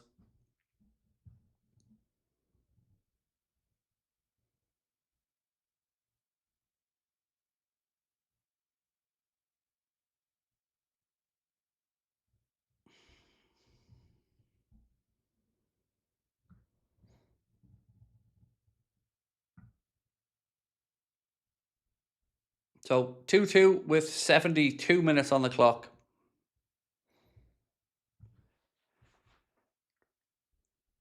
Again, Leeds on the attack. Liverpool have offered very little in the attacking half of the pitch in the second half. It's 3-2 Leeds now. 3-2 Leeds.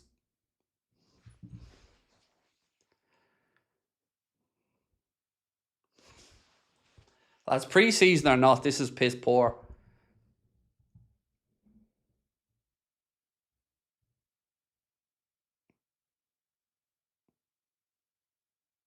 Elliott not tracking back. Kumas not doing enough work back. Jones putting in piss challenges. That's piss weak. That's piss weak from Jones. Fuck off. Just sell him to Inter Milan. Get it over with. Fuck me.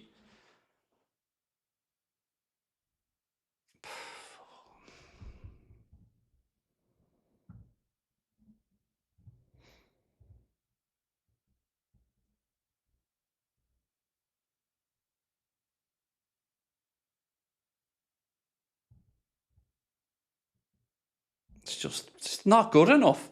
From Jones, Elliott wasn't tracking back. Kumas wasn't tracking back. It's just not good enough. It's just way too easy. Pre-season or not, that's just too easy. They haven't even had to work hard for these goals.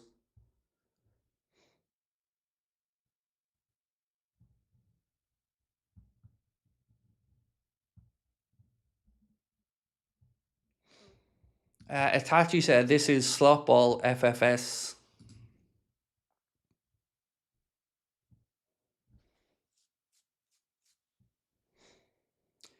As I said, we've offered nothing in this second half from an attacking perspective. We look far more like the players of last season who were sideways and backwards rather than trying to break lines or be positive.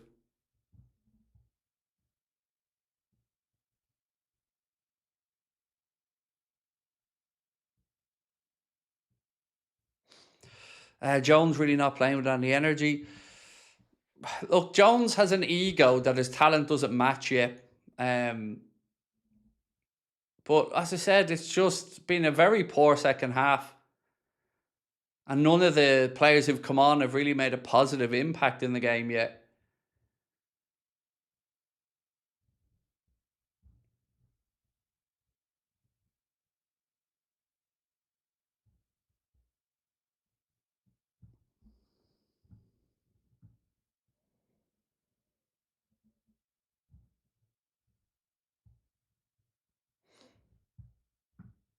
So yeah, if Jones is going to be going around giving a Billy Big Bollocks, shouting at people. Oh, Frimpong might be injured now as well, lads. Frimpong might be injured here.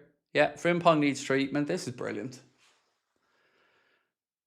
So Curtis, Captain Armband Jones, who goes around tearing strips off players not doing their job, somebody needs to be putting a fucking word in his ear. Because if I was his goalkeeper, Jones would be getting an earful out of me for his lazy arse play.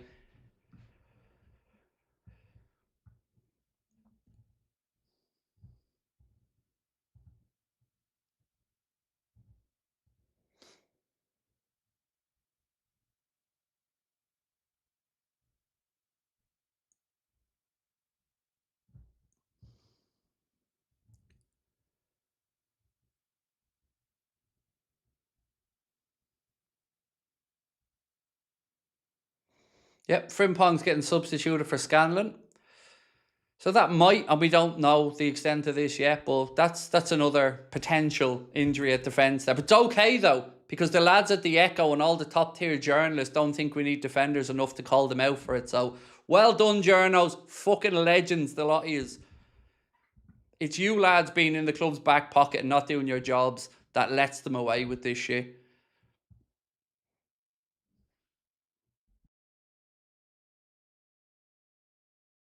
But again, we all have to play the game where we pretend nobody's going to get injured. And we pretend the man with 5 injuries last season might not have another one. Or Gomez, who couldn't last 7 minutes of pre-season.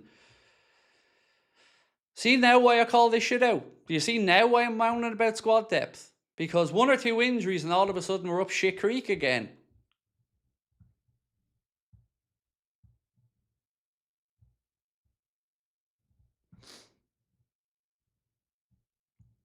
Leona said, new season, same old mistakes. And Leeds on the attack again. Thankfully, this one comes to nothing.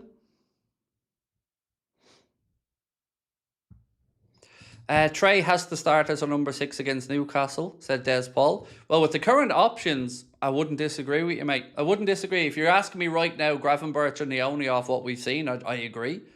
But that, I don't think, mate, should be the question. The question should be, why haven't we gone out there and got a Buwadi or, somebody like Manchester City have gone and signed Elliot Anderson? Why are we being expected to promote kids from within to be the solutions when we're a club with 700 million quid in turnover? That's the real question that I think we should be asking, because I agree with you on Trey, love him, really good player. But like I keep saying, I don't want us to be in a situation where we have to hope the kids hurry up and become something and not be given the time to become something. That's the problem that I have with all of this is kids should be allowed to develop when their talent needs it, not when they've rushed it into it.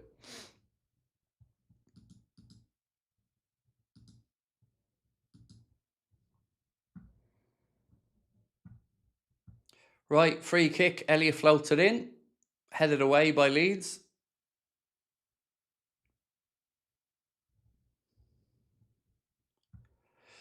And it's a Liverpool corner.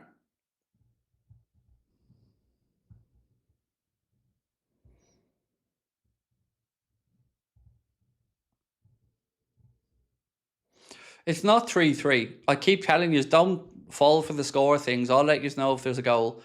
It's 3-2 and it's a corner to Liverpool. Ball in from Jones. Headed away to the edge of the box where Kumas has the second ball. Ramsey back to Kumas. Ball into Gravenberch. Strike from him. Drags it wide. Goal kick Leeds.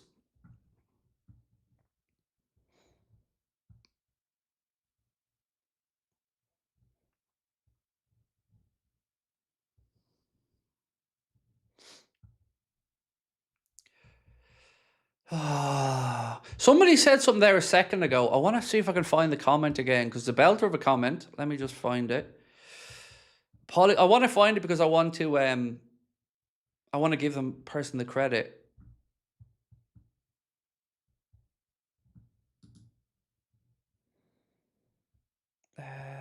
Yeah, this one, Nigel. How are you, Nigel? Nigel said, Craig, look at the first, second half teams. New manager wanting confirmation of who to get rid of. Nigel, you could be onto something there, bro. You could be onto something, my man. Because the contrast to the performances have been night and day, mate. And you might be onto it, Nigel. You're certainly not far off, even if it isn't spot on. Your thought process is logical because, you know, the endeavour and the talent and the quality, you're right. You know, if you were looking at ones to get rid of, Nigel, it would be the ones out here in the second half, wouldn't it?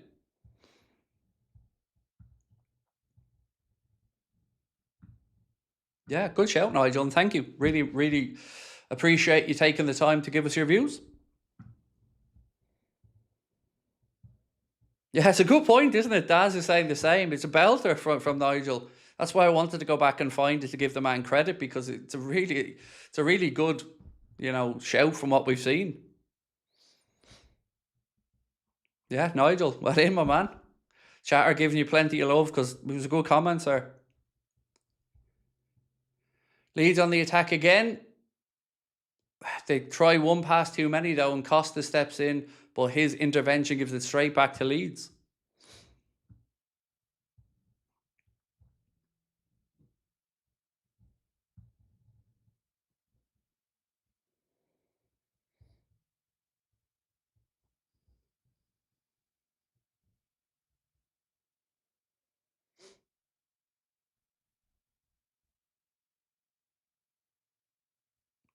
Ball back as well now to Ndai. He tries to thread it through to Chiesa, but it's intercepted and easily picked off by Leeds.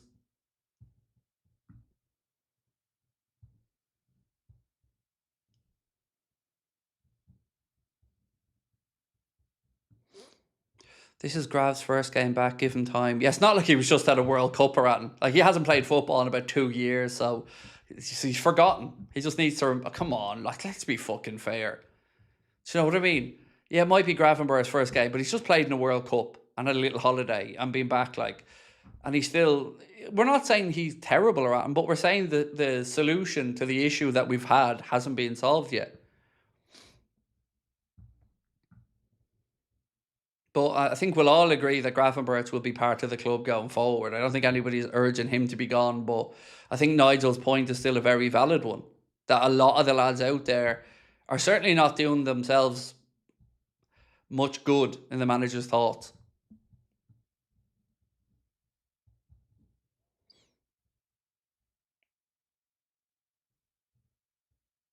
Another change there for Leeds United. And again, if we find out or hear anything about Frimpong, we'll let you know. He went off feeling something, but we don't know if it's serious or whatever, we have to believe. Yeah, I don't know at the minute. But I do know it's at least another question about defensive ability or availability, I should say.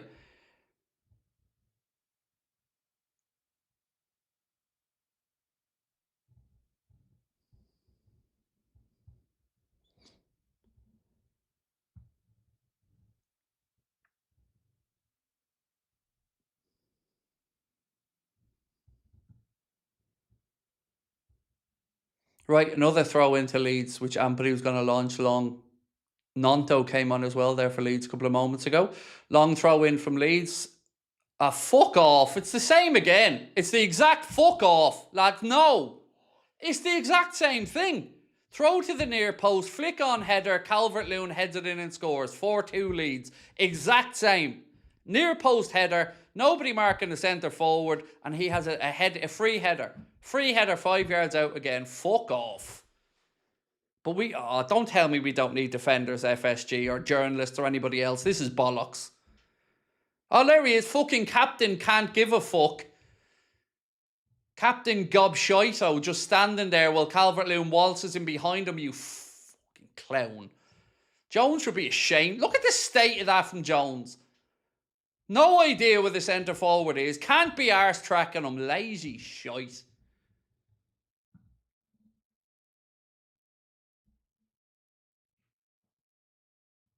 Jones might as well just take a shite in the pitch, because at least he'd be doing something useful there and giving it a little bit of fucking manure or something. The state of it. Put more effort into berating players about not giving him the armband than he has about actually playing here.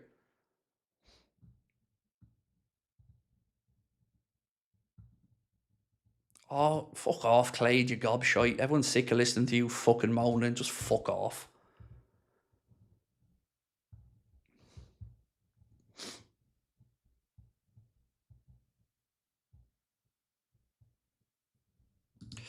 Colin, how are you? Said, long-time Leeds United fan here. Don't buy into this. Iriola Ball will win the Premier League, just as Vinicius cries into his cornflakes. This is testimonial. We hate Man United more than you. See you in Croker if you want to come. It's not me that's looking for tickets, Colin. It's a friend of mine's father that's looking for a ticket to go. I don't know what to expect for the season ahead, Colin, to be honest with you. As a Leeds fan, a lot of my uncles are Leeds fans, mate, so I've always got a soft spot. And one of my favourite days out, Colin, we went to a Josh Warrington fight over in Headingley. And I had great fun with the Leeds fans, and we were all standing up, singing Stand Up If You Hate Man U. So yeah, I always have good amount of time and love for Leeds fans.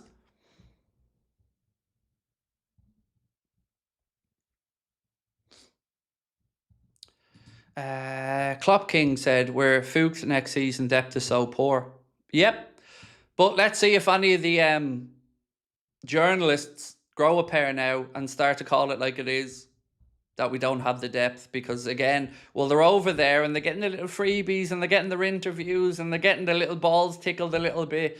Maybe they haven't got a spine just yet, but the rest of us that live in reality here have been calling out the lack of depth because it's clear. And yeah, what this second half has shown is the drop-off is still stark in levels. Gravenberch aside, obviously, as you've pointed out, but I'm just sick of them. I'm sick of all these clowns towing the company line, telling us that we don't need what we clearly need. Then the wheels come off and they're nowhere to be seen again until it comes time for the freebies. I'm sick of it. I'm fucking sick of it. Every year. And these are the ones that cover our club. Who are they covering it for? It's not the fans, because they're not doing them any favours. And look, this isn't about losing a game. I don't care about pre-season, but it's the way it's come about again. 2 identical goals that we didn't learn from the first time around. The standards on the floor in the second half. So, yeah, there's lots to be frustrated about here. To ship 4 goals in a half of football with any version of a Liverpool team is unacceptable.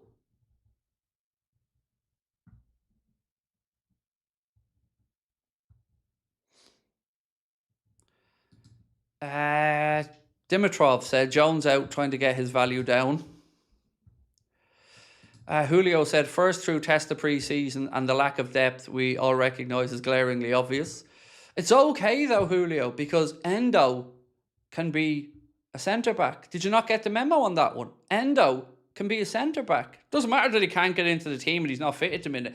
Endo can be a centre-back. So we don't need to replace an international calibre centre-back in Ibrahima Konate because, you know, Endo, with 1 year to go though, can be the answer at centre-back. So there's no need to worry. Again. And the data, don't forget about the data. The data has showed us.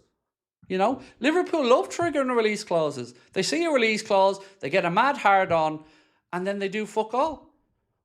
Or they have best laid plans that, again, they do nothing with. And where are our esteemed representatives in the media to call this out? Nowhere to be had.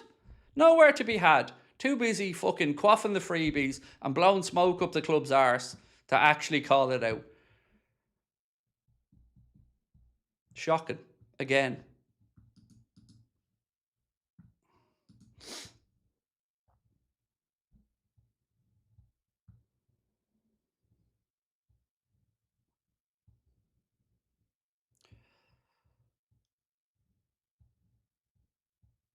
Simon, do we need to read to get it paid out? No. I've read multiple comments, Simon, from people that haven't paid the super chat. But you do realise there's thousands of comments in the chat, mate. Thousands. And you think that I have an agenda against you for some reason I don't even know you, bro? No, I'm going through as many as I can, as quickly as I can, while trying to focus on the game and give an input on that as well, dude. There's no grand scheme at play here. If I wanted it that way, I'd just put it on member-only chat and we wouldn't be able to comment, but that's not the plan. Tipsy Dipsy said Jones won't get the captaincy, but will get his P45. Natalino Beniti said, this is looking good. We're overlooked Stones, very weak at the back, no right back. Kirke's not good enough. Neither is Frimpong, injury prone. Jacquet never got a kick yet. It's worrying times. I'm not sure on Kirke's because I wouldn't be writing Kirke's off in all honesty. I do think he is good enough, but Frimpong isn't good enough as a right back. Although he had a better first half today than he's had most of pre-season. But the lack of depth it's just plain to see. Mutz, say what you see. How are you, sir? Said Craig, how are you? Do you think we'll finish above United this season? I bet 100 against United fan at work. I'm betting now. I don't know. I wouldn't confidently be putting that bet on right now with the lack of depth that we have and the business that they are doing and looking to do.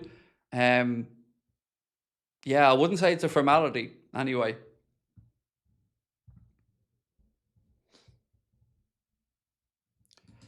Frank said, must have been the data that's telling us enough players, Craig. It's getting really painful to go through this every transfer window. Same old, same old. I know, mate. It's demoralising. And what's even more demoralising is anybody trying to say that we should accept it or that they're doing the best they can do. It's all nonsense. All of it. You can't spend years praising these lads for being super intelligent operators and then when they don't do their job, don't call them out on it. Like, it's just silly. And like I've said, expecting kids to be standard bearers and not bonuses is madness. You know, I don't want the young players thrown in a make or break situation. I want them gradually added in when it's positive, when it's needed, and when it's the right time. Not out of necessity because the owners are cheap. SpongeBob said, Iriola is great, but not much success can come from 4 centre-backs, all of whom are injury-prone, older, very young. Yep, 2 of them haven't kicked the ball in the Premier League. One of them was injured, and the other one's 35, and his contract is up at the end of the season. You're right. It's madness to think that any club could pretend to be serious going into the season with that.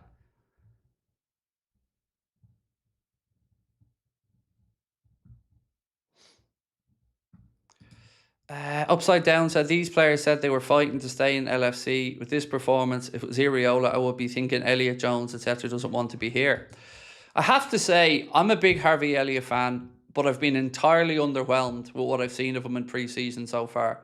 And I don't mean that from the sense of, like, he's not even up to the level of some of the younger players that we've seen in pre-season. And I take no pleasure in saying that because I like Harvey Elliott. But calling it as I see it, and his pre-season has done nothing to spark a revival of his Liverpool career. Jones, I don't know. I don't know what to say about him, but I think we should just sell up at this point. The contractual situation makes that a necessity for me.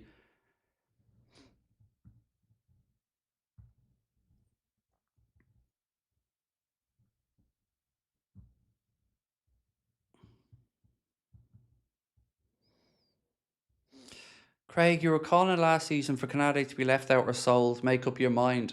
Keith, my very, very dumb little friend.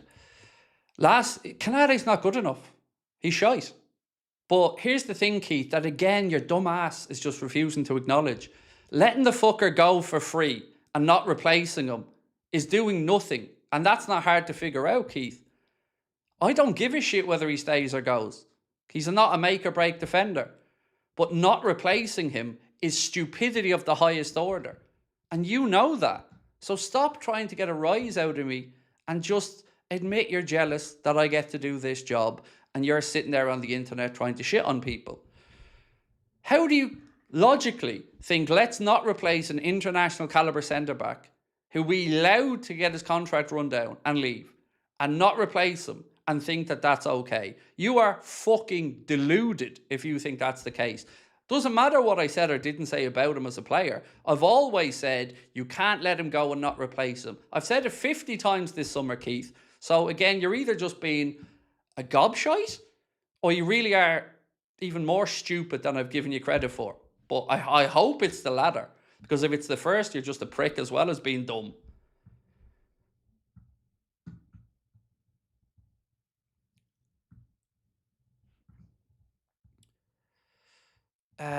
Rolfie said, this loss is a positive in my opinion, highlights dire needs. David said, this isn't good enough, throwing the kids under the bus is not right. Don't know what FSG are playing at, Craig. They're playing at trying to hang on and get out without having to put more money in. That's what they're playing at. Because they're cheap, as I've said for 10 years now. Cheap, cheap, cheap. They're cheap. That's it. And there's the final whistle in Chicago. It finishes 4-2. Liverpool raced into a 2-goal lead and then collapsed and conceded 4 in the second half. So that is the end of the USA leg of the pre-season tour. And yeah, take from that what you will. So yeah, look, the Canade thing, I didn't decide to let him go. The fans didn't decide to let him go. Joe said, mate, it's pre-season. Iriola knows what's needed. Give us time, we'll get what we need. But we won't. We won't. And why do you think 9 weeks of a 13-week window isn't enough to get started? Like, Joe, come on, mate. Let's be honest about it. Are you honestly that optimistic that you think we couldn't do it in the first 9 weeks of the window, but in the last 4 weeks, when the prices are going to go even higher and the desperation kicks up, that some master plan is at play here? And it's got nothing to do with Iriola, because everybody's behind him. It's to do with the owners being cheap fucks and constantly doing the bare minimum. So it's not about not wanting the manager to do well. Everybody wants him to do well. But we want him to do well with enough. Not having to, go full feed the starving with the loaves and fishes. Like, it shouldn't have to be that way. Giving the manager scraps isn't good enough. We want him to succeed because he has the talent and the depth. So no, there is no giving them time. They've had time and they've shown us that they've no plan. There's no genius masterstroke at play here. And I've been through this year after year after year with these clowns of owners. They do the bare minimum and that's it. And anything we've won have been because of overachievement or a manager pulling miracles out of his arse, and not because of them actually doing what needs to be done.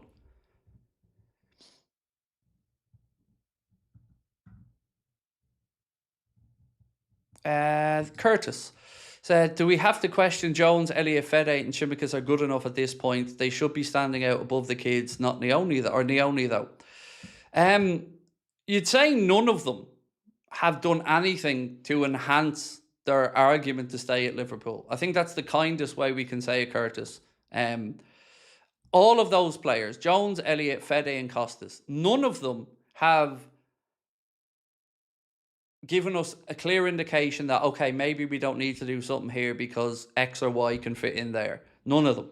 And that's the fairest we can be about it at this point. The footy banter said training only needs to start. Him and Soboslai. Well, he certainly looked a lot more composed out there tonight than the second half midfield. Mark said Klopp was the man, Craig. FSG time has come to one. FSG a day late, $1 short. Yeah, they got, I won't say got lucky because they did give him the job, so there is that, but they were blessed to have had him, and he covered up so many deficiencies in their model. Mutt said, I done the bet when we just signed Munoz. I upped it from 20 to 100 because I wanted to make it worth my while, and feck, he who dares wins. Enjoy, and I hope whatever the bet was comes up for you, my man.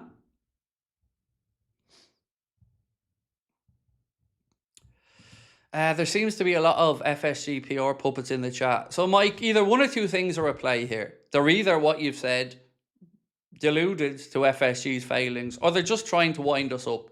It's most likely one or the other, Mike, because you'd have to ask, mate, how anybody with a rational brain can look at this and think that they've done enough in the market or are close to doing enough.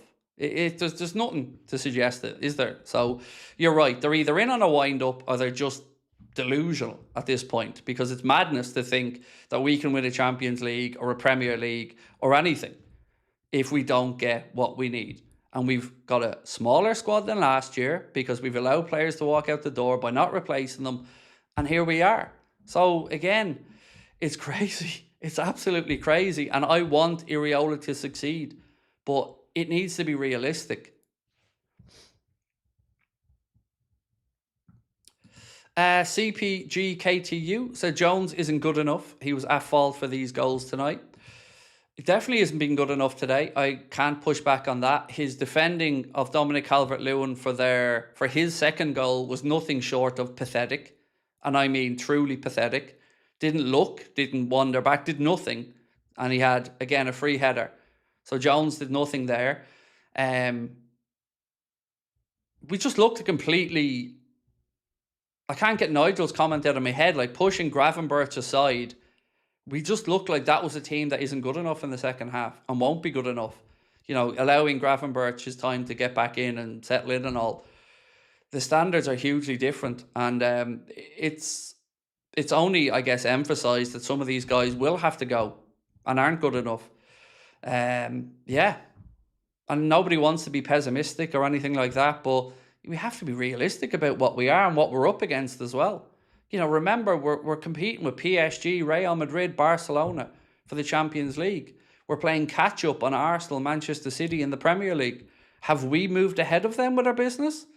Do you think they're going to be sitting in their own training ground shitting themselves about what Liverpool have done in the window? I mean, they'll probably expect an improvement from Iraola, but after that, again, just not enough, I'm afraid.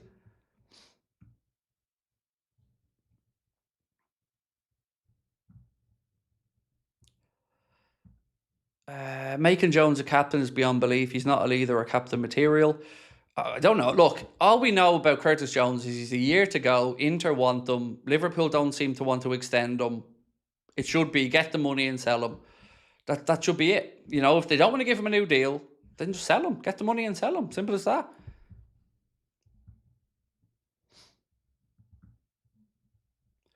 Has Liverpool ever acknowledged this channel? Genuine question.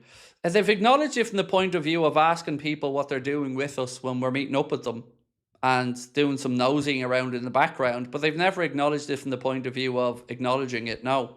When it comes time to, you know, YouTube channels and influencers getting charity games at Anfield or opportunities, no, they never look at us, of course, because we're the ones that actually speak up.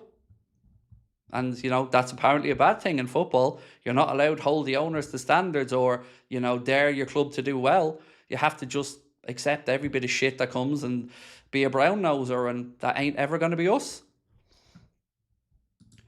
Jack said, sad thing is we sell Jones, we still don't think we replace midfield position, which is utterly disgraceful. Yeah. And to get back to your comment, I look at it a different way. I look at it that despite being constantly ignored by the club, by everybody else in the mainstream, we've still managed to build the most watched Liverpool fan channel on YouTube because people resonate with what we're saying. And that in itself should be enough for the club to go, oh, well, actually, these guys are at least of interest to people. But That's where we're at, and I'm happy with it. I'm fine with it. I'd much rather have fans coming in and knowing that we're representing them and speaking what we think to be the honest truth, even if they don't agree with us all the time. At least they know that we're going to say what we feel, and we're not saying something for an interview or access or a freebie. We're saying things because it's how we feel. That's it. Yeah. Look, a preseason game is a preseason game, and our heads shouldn't fall off about losing one. But again, to be 2-0 up, to concede 4, for 2 of the goals to be almost identical and us not to have learned lessons from the first throw-in that Leeds scored from, you'd have to ask, were they even tuned in that second half? Were they turned on? Were they focused? Like, it just looked like they were going through the motions at times in the second half. Compare that to the first half where Szoboszlai was on it and he was brilliant, and Morrison was tracking back and working his ass off. It's just night and day.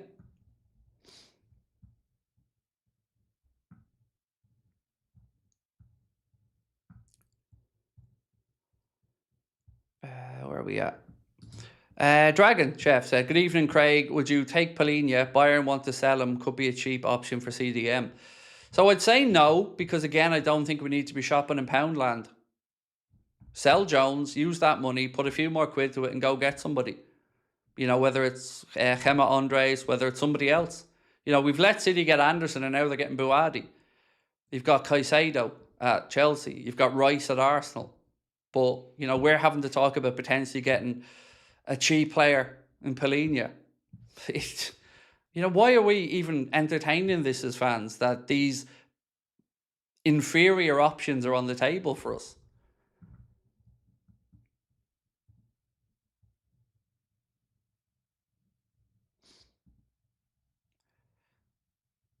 Kamara would be an absolute steal at 40 million quid. Why is it still not being done? I don't know on that one, because the other day, as we said to you, Kamara's name came up in conversation as one that Liverpool were still interested in, if you want to go with that. So Lamine Kamara is certainly an option.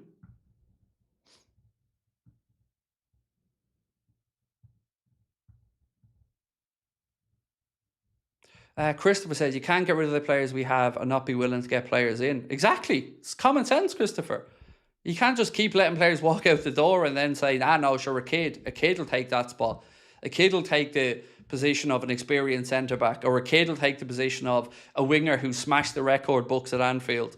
It's madness. And it's unfair on Andoni Iraola, and it's unfair on the rest of the squad, and it's just unfair on the fans as well.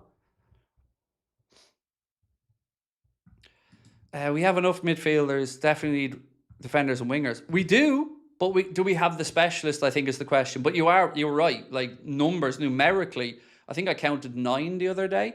So it's not a numbers thing in midfield, but it is a specialist in midfield, I think. So that's why I've always been open to one in, one out in midfield. But on the other stuff, you're spot on. Defenders and wingers are what we needed. Right, ladies and gents, I'm going to go record a reaction to this and probably throw in a few bits of transfer stories as well. That'll be out in the next 20-25 minutes. Tomorrow, Connor will be here in the morning with his usual news update. I'll be here at about 4:30, and then we'll have a late night agenda 100 tomorrow as well at 8:30. Copite said, Grav doesn't fit in the 11, need a 6 next to Dom. Exactly.